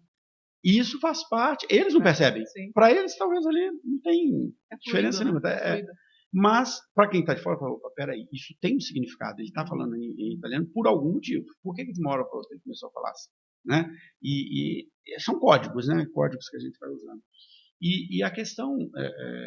da cultura também na empresa, nisso que você está falando, né, dos fields que a gente está falando, dessa separação, também vem de algumas ações da liderança e muitas vezes do fundador, de dar valor para algumas coisas. Eu sempre falo assim com os empresários que eu dou consultoria, eu falo assim: não é só o que você decide, mas o que você deixa de se decidir. Então, por exemplo, quando a pessoa X faz tal coisa e ela não é tratada como os demais, você também está falando alguma coisa. Claro. Você também está dando uma... Você está dando um recado, né? São os recados de incoerência, né? Que a gente tem muito. Quando a gente conversa muito com liderança estratégica, diretoria e líderes em geral, a gente tem esse processo muito forte de dizer que vocês são influência, né? Vocês estão sendo percebidos o tempo todo. O comportamento, ele diz muito, não é só a fala, é muito mais o comportamento. Então, como é que a gente vai propagando uma cultura a partir daquilo que a gente vai dizendo que é coerente ou incoerente? Então, se eu falo alguma coisa que tem a ver com a cultura e não faço, não pratico, não adianta. Se eu coloco na parede e não pratico, não adianta. Se eu crio uma política e depois eu furo a política... Que ele é o primeiro a furar. Para proteger alguém, e alguém significa, por exemplo, alguém que está num cargo mais, né, de poder, num status de poder, eu estou dando notícias, eu estou mandando recados. E aí, como cada um vai operar nessa cultura, você já não vai mais ter controle. As pessoas falam assim, mas a minha equipe está desmotivada e eu estou dando prêmio, eu estou dando isso, eu estou dando isso. Cara, às vezes ela está desmotivada, isso é muito claro de observar, porque uma das principais... Eu estou indo para um caminho que não é meu, mas eu estou falando da minha percepção. Uma das coisas que mais faz a pessoa se motivar ou desmotivar é o senso de justiça. Existem dois experimentos muito importantes nisso. Há alguns anos, uns 4, 5 anos, uma empresa americana, o dono, uma startup, ele leu alguma coisa, ouviu um estudo que dizia o seguinte, que o americano precisava de $70 mil por ano para viver uma vida digna. Então ele chegou à seguinte conclusão: todo mundo da minha empresa vai ganhar pelo menos $70 mil. Lindo, maravilhoso, fantástico. Sabe o que aconteceu com a empresa? Muita gente foi embora. Por quê? Quem já estava na empresa há mais tempo e passou a ganhar 70 mil, falava assim, mas por que as pessoas estão entrando agora ganhando 70 mil? E quem estava em níveis de liderança, ganhava 50, 70, 100, 110, 120, falava, mas peraí, como é que esse cara que está entrando agora ganha 70 mil? E isso me traz para um outro negócio, é um videozinho antigo, mas que eu uso nas aulas até hoje, não sei se você conhece, que é o experimento das moedinhas com as crianças. Sim. Que dá as moedinhas e manda a pessoa dividir. É maravilhoso. Maravilhoso. E o que tem um menino que ele fala assim, sua injusta, sua ingrata, você não tinha moedinha nenhuma, eu estou te dando uma, e você não quer. Mas aí ela responde, mas é muito pouco, você vai ficar com a maioria. Então, isso mostra que a sensação de justiça está na gente, né? Está no ser humano, na criança. Né? E precisa ser conversado dentro das empresas. Né? A gente trabalha bastante senso de justiça e senso de reconhecimento. Né? Então, o que é reconhecimento para você? Essa é uma pergunta que a gente sempre faz dentro das empresas. Porque, às vezes, é o churrasco, e a empresa acha que pagando o churrasco está todo mundo feliz, maravilhoso. Ontem a gente estava ouvindo uma empresa, eles falam muito de troféu, né? As pessoas têm troféu, então, assim, ter o troféu na mesa é um reconhecimento ali. O cargo, muitas vezes, é o reconhecimento. A pessoa tem uma obsessão por ascender a um certo cargo, porque naquela empresa ela lê que aquilo é extremamente importante, isso vira uma obsessão. Símbolo de status também. Símbolo de status. Então, e às vezes o reconhecimento é ser ouvido. É ter um feedback ritualístico, assim, a cada 6 meses eu sento, tenho um feedback, toda vez a porta realmente está aberta, eu posso entrar, posso conversar. Então, essas noções, elas são costuradas pela cultura, mas elas conversam muito com uma noção individual, que cada um também identifica como seu, como valor pessoal. Quando acontece essa aproximação, é o melhor dos mundos. Né? Quando eu tenho uma cultura clara, traduzida, com valores realmente observados nos corredores que a gente fala e no comportamento da liderança, e tenho valores pessoais que se aproximam, não precisam ser os mesmos, mas se aproximam, aí eu tenho uma pessoa com um sentido dentro do ambiente de trabalho. Né? Então, esse é um lugar de investigação. O que é o trabalho hoje? Qual é o sentido do trabalho hoje? Como é que as pessoas estão se conectando a esse sentido do trabalho? Né? Isso passa muito pela conversa. Dani, se você precisar ir embora, a gente para. Não, hoje está tranquilo. Fica tudo bem. Isso vai muito de uma conversa que eu tenho muito com meu filho e que foi a minha experiência de vida e talvez a gente sempre traduza a nossa experiência de vida. Assim. Eu já tive a obsessão do cargo e eu já tive a obsessão do dinheiro e dos símbolos de status. E você vai entrando num nível que isso vai ficando tão grande que nada te satisfaz. Você sempre quer o próximo cargo e você quer sempre o carro melhor e o relógio mais caro e as coisas absurdas. E quando eu fiz a minha mudança profissional, eu cheguei e ela não é linear. Nunca depois disso, ela já aconteceu um tanto de coisa. Assim mesmo. Depois disso. É assim mesmo. Você passa a entender o seguinte, e isso eu falo sempre com o pessoal da empresa. Assim, o dinheiro é motivador, o cargo é motivador. Para algumas pessoas para o momento de vida de algumas pessoas. Mas, por exemplo, o dinheiro, para mim, ele é um motivador muito ruim. Porque eu dou o prêmio para a pessoa, ela gastou o dinheiro, deixou de estar motivada. Eu dou o prêmio 2 meses para a pessoa, no terceiro, se eu não der, eu estou desmotivando a pessoa. Então, outras coisas precisam ser motivadoras. Pode ser o carro, pode ser o status, pode ser o caminho. Isso aí cabe para cada pessoa. Mas o que eu falo para o meu filho na escolha dele, eu falo assim, filho, qualquer coisa que você escolher, se você fizer com o coração, com amor, o que você gosta de fazer, você vai viver. Talvez você não ganhe muito dinheiro, mas você vai ver. Um palhaço ganha dinheiro. Se ele faz aquilo do jeito que gosta, né, com o coração, ele vai ganhar dinheiro. Mas talvez você não tenha o salário do executivo, do médico, do advogado. A expectativa você vai ter, né? Agora, a minha experiência me mostra o seguinte, que isso não faz sentido nenhum. Né? Tem outras coisas que têm muito valor. Desculpa, estou contando muita coisa minha, porque a nossa conversa está... Teve um episódio na minha vida que também foi um dos definidores, que foi o seguinte, isso já foi depois de eu ter feito a mudança, mas você acaba indo para a consultoria, acaba indo para... Aí você vira professor, mas você dá treinamento, aí você quer dar treinamento... Mais cachito, mas com mais consciência. Sim. Isso é fundamental, com mais consciência. E um episódio foi o seguinte, nós tínhamos, a consultoria que eu trabalhava, tinha um escritório na Alameda Santos. Então, o nosso café era na Cultura, na Livraria Cultura. A gente ia para a Livraria Cultura. Chato. A gente ia. E a gente ia tanto, né, que todo mundo conhecia a gente. Mas o que aconteceu? Um dia eu sentei numa mesa do lado, da minha mesa ao lado, tinha duas pessoas conversando, mais jovens um pouco, dois executivos, bem Paulista, Avenida Paulista, né, ali. E um virou para o outro e falou assim, não, hoje, ó, só aqui tem mais de 30 mil. O externo tem tanto, esse relógio custa tanto, daí coisa. Eu fiquei ouvindo aquilo. A minha esposa falava que assim, você tem um problema. Quanto mais o papo é chato, mais você presta atenção. E eu sou assim mesmo. Eu fiquei prestando atenção naquilo. E eu olhei para mim, velho. A gente é babaca. Porque o que significa? Por que eu tenho que ter um terno que custa tanto, um relógio que custa tanto, um celular que custa tanto, um carro que custa tanto? E depois você fala, não é nada disso. Né? É muito difícil chegar nessa conclusão. Mas isso mostra assim, que as pessoas que estão na empresa, só para fazer o gancho no que você estava falando, nem sempre o que motiva um vai motivar o outro, porque os momentos de vida são diferentes. Completamente diferentes. A gente tem um instrumento na Vero Pequi que a gente ama aplicar, que é a pesquisa sociocultural.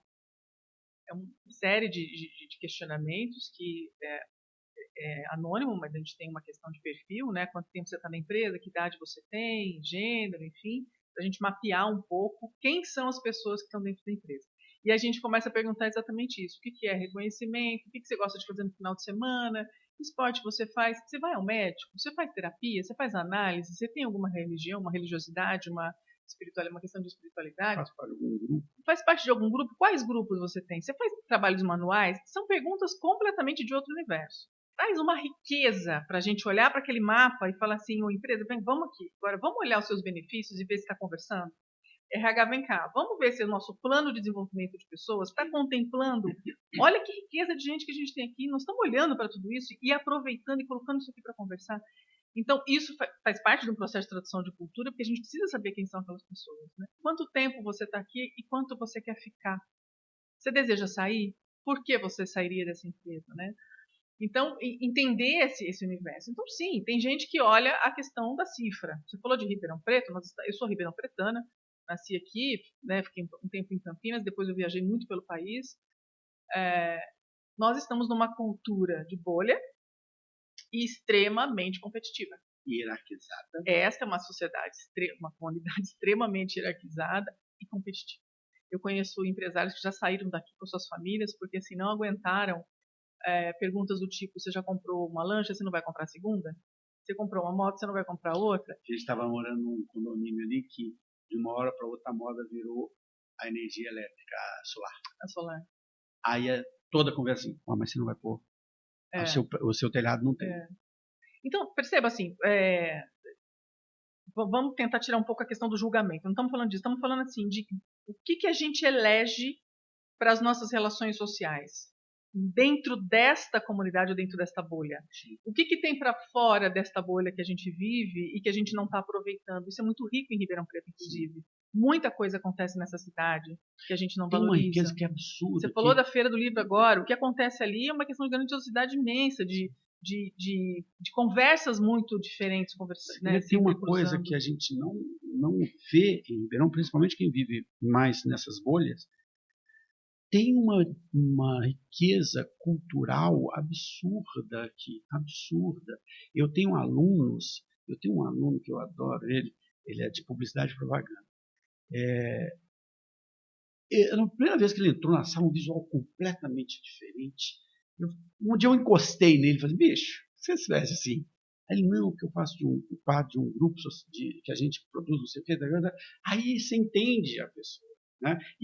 Olha, importante isso que você falou, a gente não pode nunca ter o lugar do julgamento. A gente tem que ter a percepção das diferenças. Exato. Né? O que para mim ficou muito claro em todos esses lugares que a gente morou, e tem uma característica de Ribeirão nisso. Minha esposa, você conheceu ela brevemente, mas depois você vai conhecer ela mais. A minha esposa, ela é uma pessoa extremamente social. Extremamente social. Ela é aquela pessoa que você contou, que a gente vai no bar, ela vira amiga do garçom, ela vira amiga de todo mundo, e ela conhece, ela faz amizade no banheiro. Eu falo, nossa, sai com um monte de história. Sai com um monte de história. Troca receita. Troca receita. Ribeirão foi a cidade que ela mais teve dificuldade de fazer amizade. Olha que a gente já morou no Rio Grande do Sul, moramos em Campinas, moramos em São Paulo, moramos em cidades complexas. Foi a cidade que ela mais teve dificuldade. O Caxias, a gente senta nos nossos botecos, né? Porque faz parte da cultura de Ribeirão. A gente conta essas histórias, as pessoas falam, imagina, você tá louca. Muitas das pessoas que a gente entrevista em empresas que estão aqui, às vezes empresas inclusive multinacionais, ou seja, tem um enraizamento em todos os lugares do mundo, em vários países do mundo, tal, mas contratam pessoas, obviamente, que são de vários lugares do Brasil. Gente que vem de fora de Ribeirão, e aí eu vou falar especificamente de gente que vem, por exemplo, do Nordeste, adoece em Ribeirão Preto. Eu não estou falando Ribeirão como a cidade, nós estamos falando de uma cultura que de separação, uma cultura que é hierarquizada, e aí não é só essa cidade. Não estou falando dela porque a gente mora aqui. A gente está falando dela porque a gente mora aqui. Mas como é difícil você se enturmar. Sim. Nós começamos o nosso papo falando de turma, né, de grupo, de tribo, né, dentro das empresas. É muito difícil alguém que vem de fora se enturmar. Sabe como minha esposa fez? Porque eu tenho o espaço da empresa, que não é amizade, são profissional, e depois o espaço da escola, que é um pouco diferente nesse sentido. Ela encontrou um grupo social no beach tennis. E eu falo que o beach tennis, assim como o crossfit, ele tem um papel social, tem um componente social, porque ele junta. Ela organiza um campeonato, tem 48 pessoas que jogam, 48 mulheres que jogam no campeonato dela. A grande maioria não é daqui. E elas encontraram uma forma de fazer um grupo de amizades. Nossa, gente, a gente não vai sair daqui hoje. Tem um autor de administração, ele chama John Naisbitt. O Naisbitt, lá em 1990, ele escreveu um livro chamado Mega Tendências 2000. Depois ele fez outras versões dele, mas esse é muito interessante. Assim. E ele falava o seguinte, olha, lembra que 1990 era aquele mundo yuppie, né? Aquela coisa do... tem um filme maravilhoso que traduz isso, que é o Wall Street. Wall Street, E ele falava o seguinte, a nossa sociedade está se tornando tão individualista, isso ele falou lá em 1990, ela está se tornando tão individualista e as pessoas estão se isolando tanto das demais e não tem mais tempo de conversar, tudo que a gente está falando, que em algum momento da década de 2000, nos primeiros anos do próximo século, as pessoas vão buscar conforto espiritual de alguma forma. E isso vai ser dado, e aí depois ele falava isso lá atrás. Isso pode ser pelo esporte, pela uma série de coisas. Aí quando você vê o nosso mundo que nós vivemos, em que tem as bolhas, né, os grupos sociais baseados em esporte, o crescimento da religião, tudo isso tem a ver com isso, com essa busca de, eu estou tão individualizado, meu trabalho é eu aqui, tem coisa, que eu preciso encontrar grupos, né, para poder fazer parte. E fomentar espaços, né? Eu acho que a gente está numa cidade extremamente privilegiada. extremamente privilegiada e que possui recursos e possibilidades de ter espaços culturais e espaços públicos mais esgarçados dessa bolha, no sentido da gente fazer uma trama mais rica culturalmente, né? Cito de novo o que é que está acontecendo agora, que é a Feira do Livro no centro da cidade, então assim, a praça. Sim. Eu, quando fiz antropologia, eu amava antropologia urbana, essa coisa de entender realmente como é que os espaços urbanos têm o seu conteúdo e carregam o seu conteúdo de própria sociabilidade. Sim. Então, o que é um condomínio e o que é uma praça, né? O que é cuidar de uma praça e elevar isso a uma questão de valor. E aí a gente vamos falar de novo, né? A gente viaja para outros países e fala, as praças são lindas, né? E volta para cá e a gente detona a nossa praça. A praça é o lugar desse encontro, né? Então é uma metáfora muito poderosa acontecer uma feira de educação do livro e se discute futuros possíveis, né? Que é o tema desse ano, numa praça. Não participar dessa festa é entender que ela não importa. É entender que o espaço do nosso muro, do nosso conforto, do nosso sofá e da nossa tela, com os mesmos grupos, das mesmas coisas e mesmas referências, importa mais. Sim. Esse é o lugar que a gente está fazendo escolhas muitas vezes. Né? Como o Rapa diz, né? As grades do condomínio são as grades da prisão. Né? E eu acho que a gente tem possibilidades de conversas mais ampliadas. Eu ainda sou muito... não sei se romântica, mas eu luto muito por isso, que a gente se amplie, que a gente vá para outros lugares, na nossa cidade, em outras cidades do Brasil, em outras cidades do mundo, mas que a gente vá com esse coração aberto. Você contou sua história de morar em tantos lugares diferentes, e isso só é possível nessa riqueza hoje, juntar essas peças, porque a tua mente foi se abrindo para isso. Então a gente precisa entrar nesse atrito cultural positivo, que é se ver de maneira diferente. Mas as pessoas têm medo, né, de sair da sua bolha cultural. Sim. Tem. E você falou um negócio de praça, me veio duas imagens diferentes na cabeça. Aqui, nós estamos aqui na City. É um bairro bem diferente na City, ele tem umas características.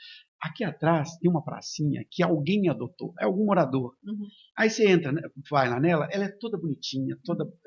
e aí, cuidada. De vez em quando, você passa no final de semana, eles estão fazendo churrasco no meio da praça. Maravilhoso. Os vizinhos. Já quero me convidar.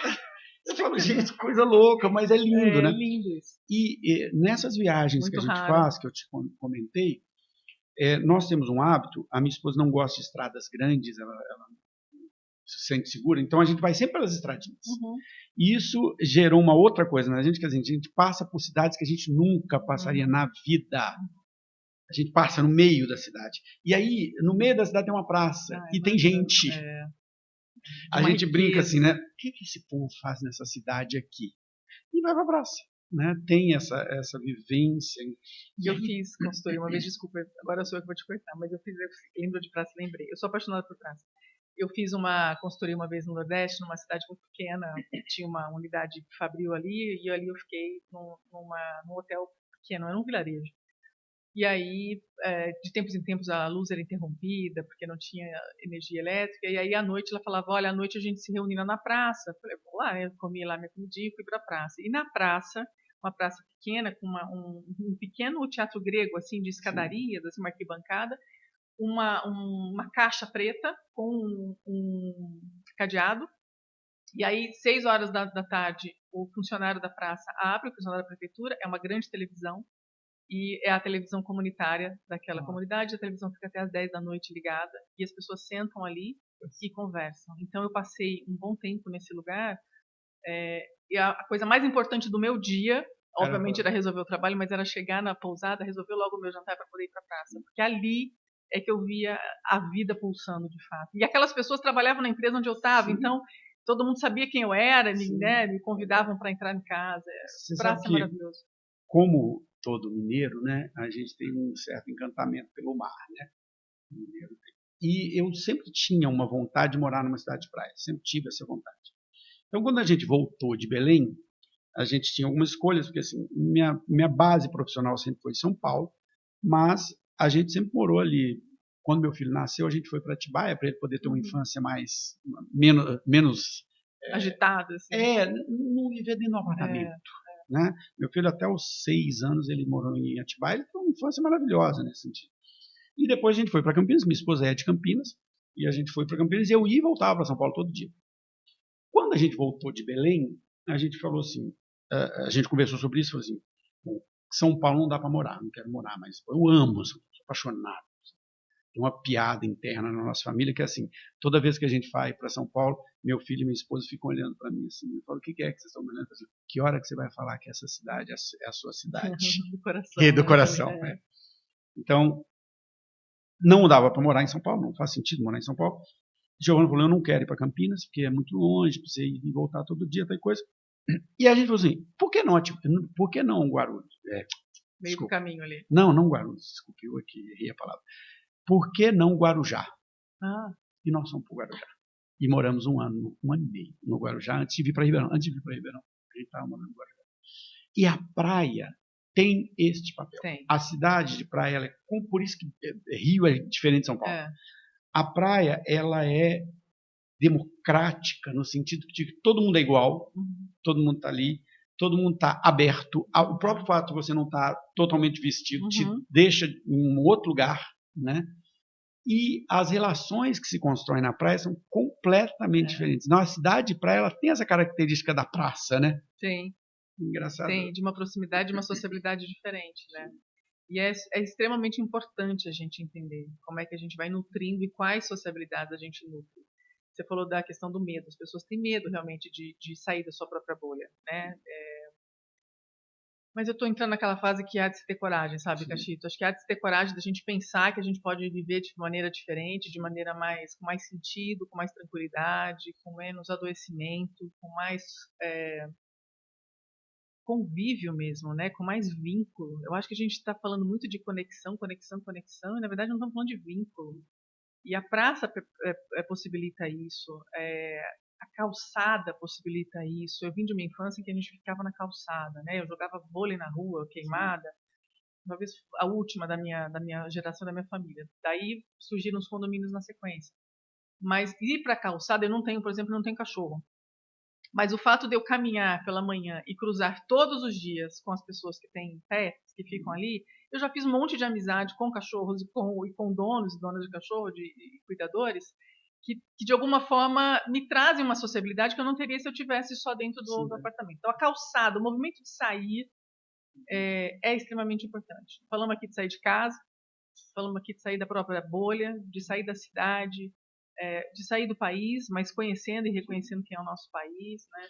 Isso me choca muito, Liliana. Muitas vezes eu falo isso para as pessoas, eu falo assim, tudo bem, é lindo, a Europa é linda, linda.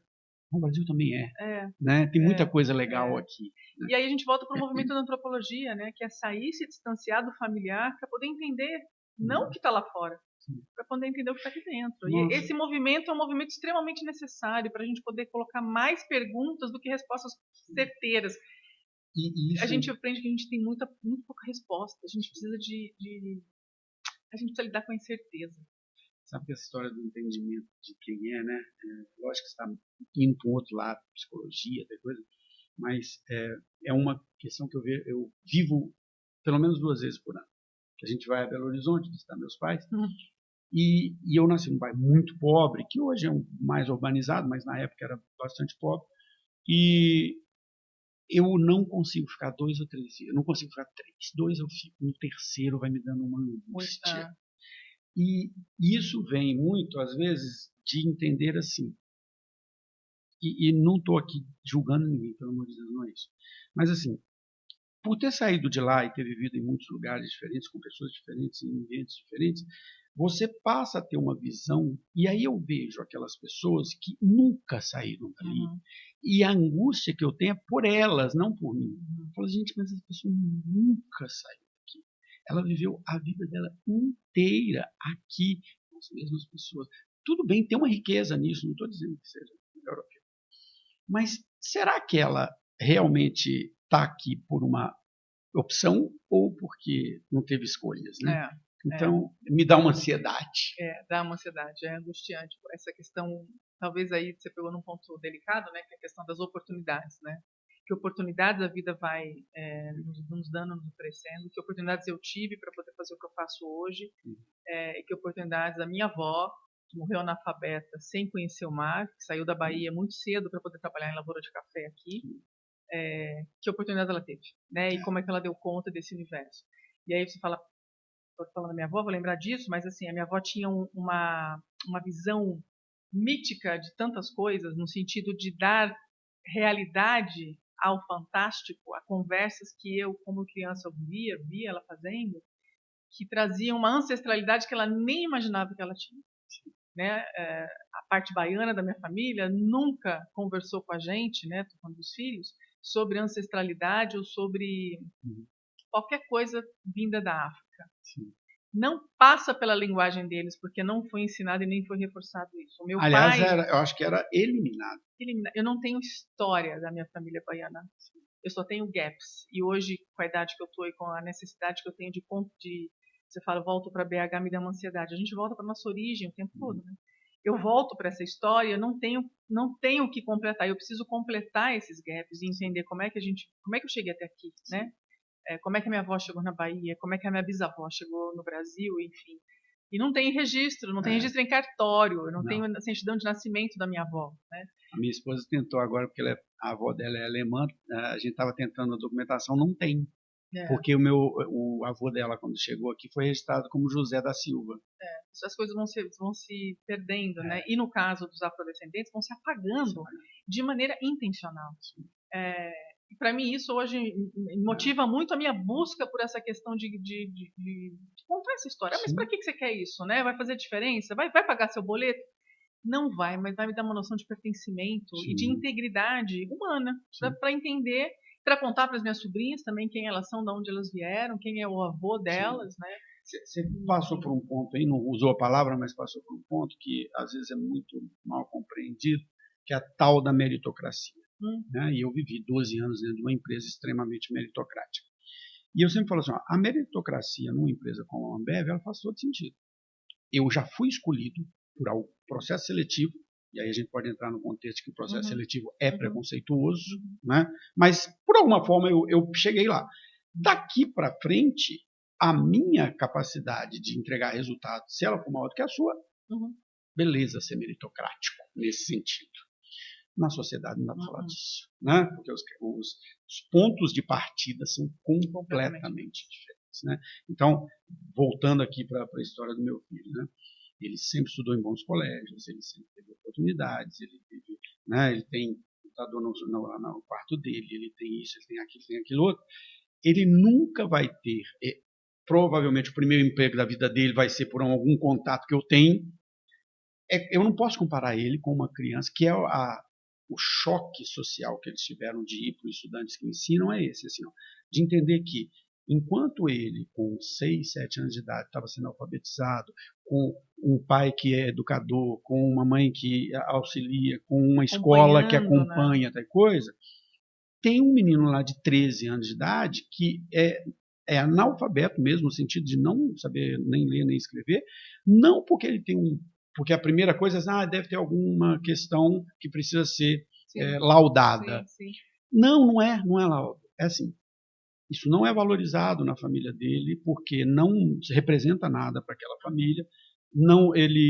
Provavelmente ele vai ter que arrumar um emprego aos 15 anos de idade, que também não vai dar valor para isso, e a família não tem nem condição de ajudar, né? Então ele vai chegar lá, e a escola também não cobra.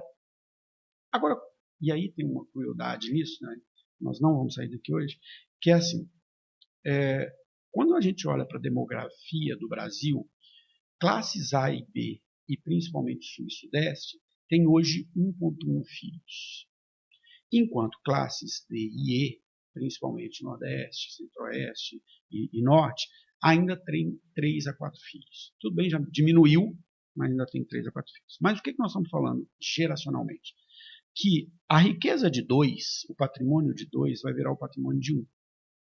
Um trabalha, o outro trabalha, vem de uma família já privilegiada, e ela vai dar esse patrimônio para um só. A casa, fora as oportunidades. Não nem falando das oportunidades, falando só de patrimônio. Enquanto do outro lado eu tenho uma família de 2 que vai virar uma família de 6, que vai dividir pobreza, que não vai ter oportunidade de estudar, que não vai ter oportunidade de não sei o quê. Aí, paralelo a isso, você tem um salto tecnológico absurdo no trabalho, que é a IA, que vai dizer o seguinte, olha, todos esses trabalhos aqui operacionais não precisa de gente. Essa criança, o meu filho, que está vindo daqui, ele vai ter um espaço aqui, num outro patamar de trabalho. Mas e esse que está vindo daqui? que está semi-analfabeto, que não tem uma escola, como é que vai trabalhar daqui a 20 anos? Né? Então, nós estamos caminhando para uma sociedade ainda mais excludente e hierarquizada. Mais hierarquizada. Acho que você está na educação, né? E acho que quando a gente olha a realidade, o mundo, a nossa vida pela lente da educação, isso fica muito claro. É mais claro conversar com você sobre isso, obviamente, do que conversar, de repente, hoje com um presidente de uma empresa que já veio de um processo privilegiado e que não olha, muitas vezes, para essas questões. Isso não impacta. E é muito triste perceber o quanto isso não impacta grande parte da nossa população privilegiada e o quanto ela não olha para esses números e continua reproduzindo a questão da meritocracia como... Me arrepia esse termo. E ele é tão usado, né? Da academia física, quando você vai lá fazer ginástica, tem alguém falando, não, porque é meritocracia, né? E aí você olha em volta.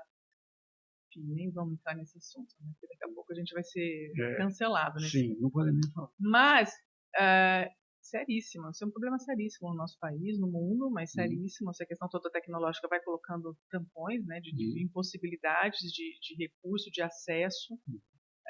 Eu tenho um irmão que trabalha com educação, a gente conversa muito sobre isso, sobre os alunos que ele está recebendo na graduação, a importância que esses projetos todos sociais de inclusão a gente começa hoje a colher louros disso, né?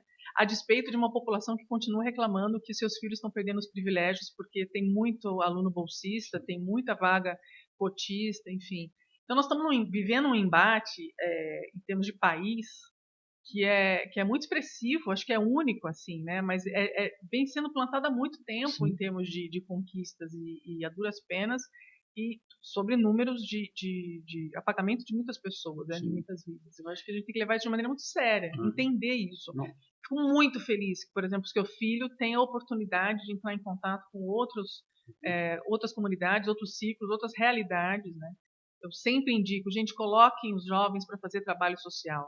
Coloquem os jovens para circular pela sua cidade, para poder entender o que é andar de ônibus. Né? Nós estamos falando de novo desse lugar que a gente está, que é na bolha. Vai andar de ônibus, vai para o centro da cidade.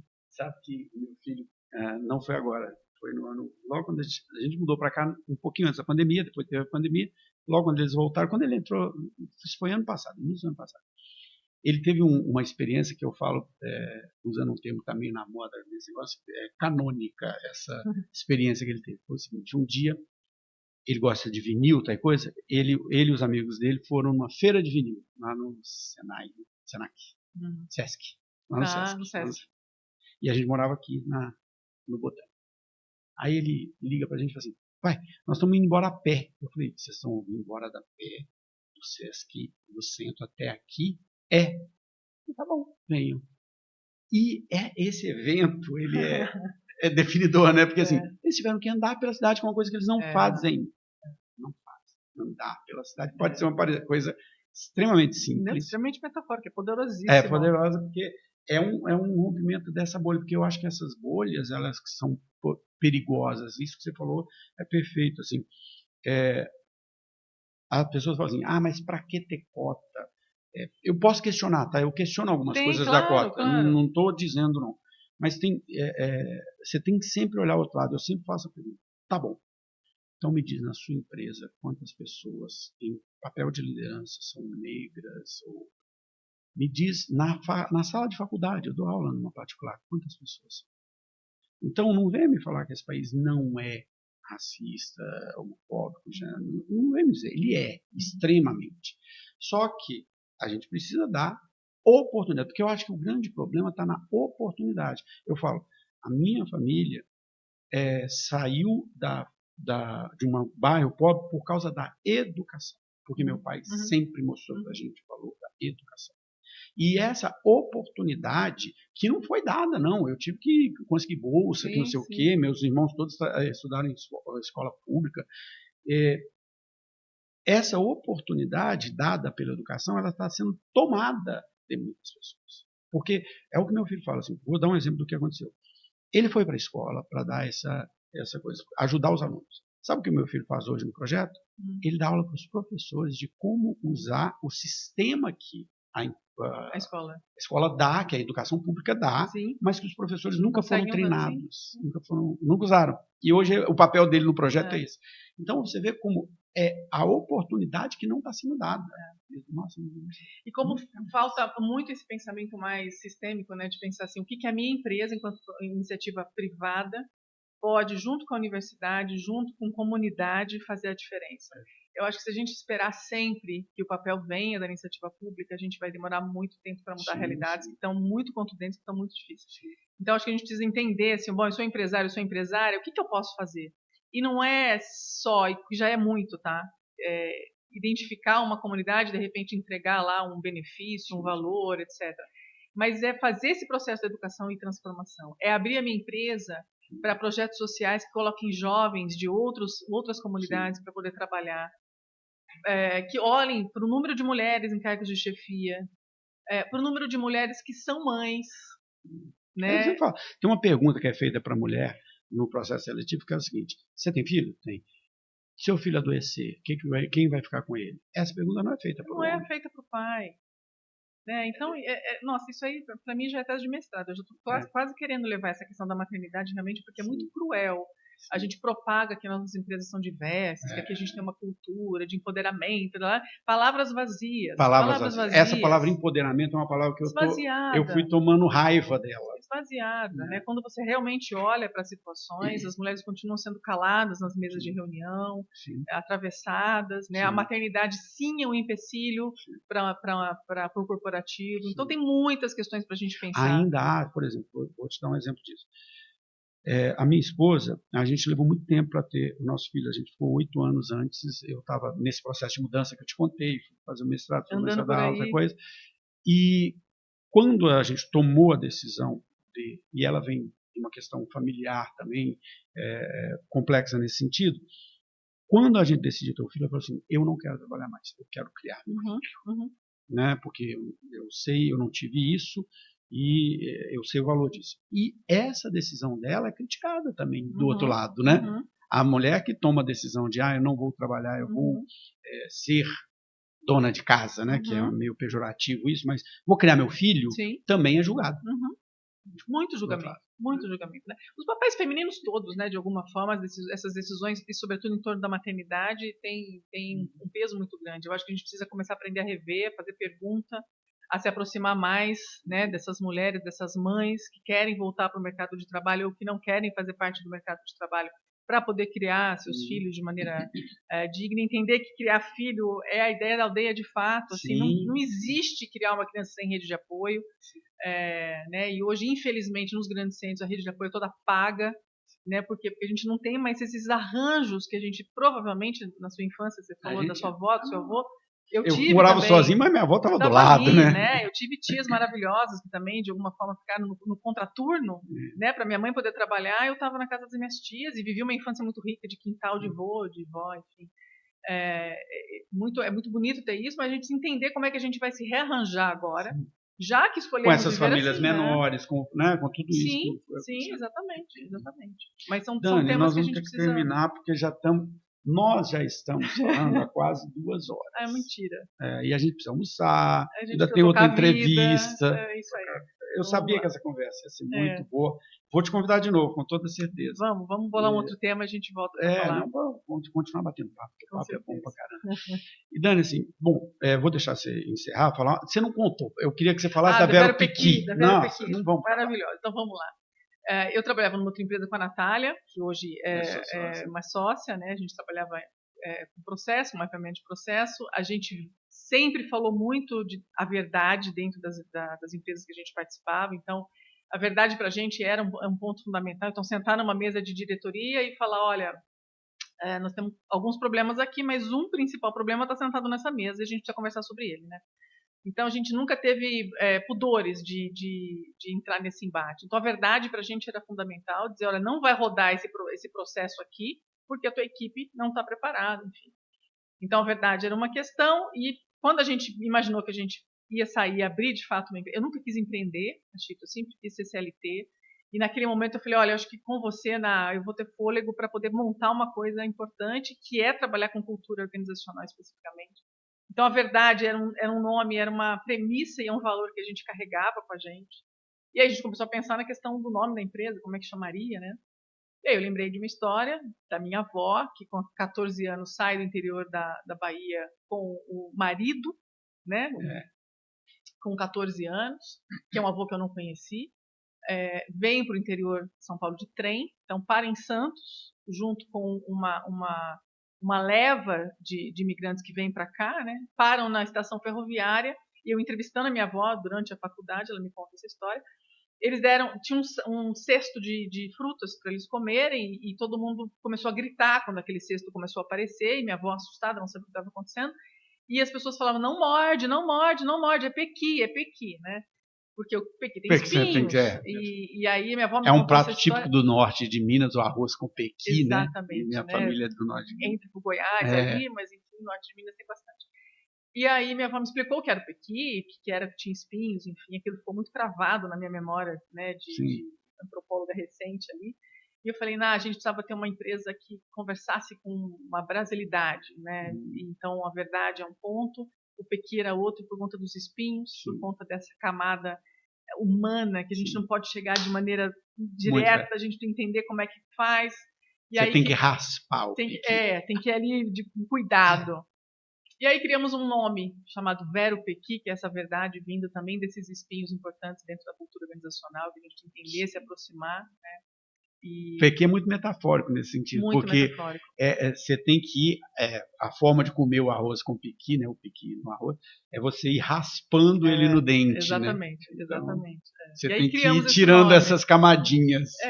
Que é um entendimento também muito antropológico, né? O pequi, ele tem toda uma colheita manual, feita de maneira familiar, de maneira coletiva. Então tem todo um conceito em volta do pequizeiro que para a gente significa muito, é muito forte. Quando a Marina me contou essa história, porque eu ficava nessa curiosidade, porque o nome é muito diferente, e ela contou a história, mas ouvindo você contar, ela ganha até mais peso, né? Porque tem essa história da sua avó. E engraçado, né?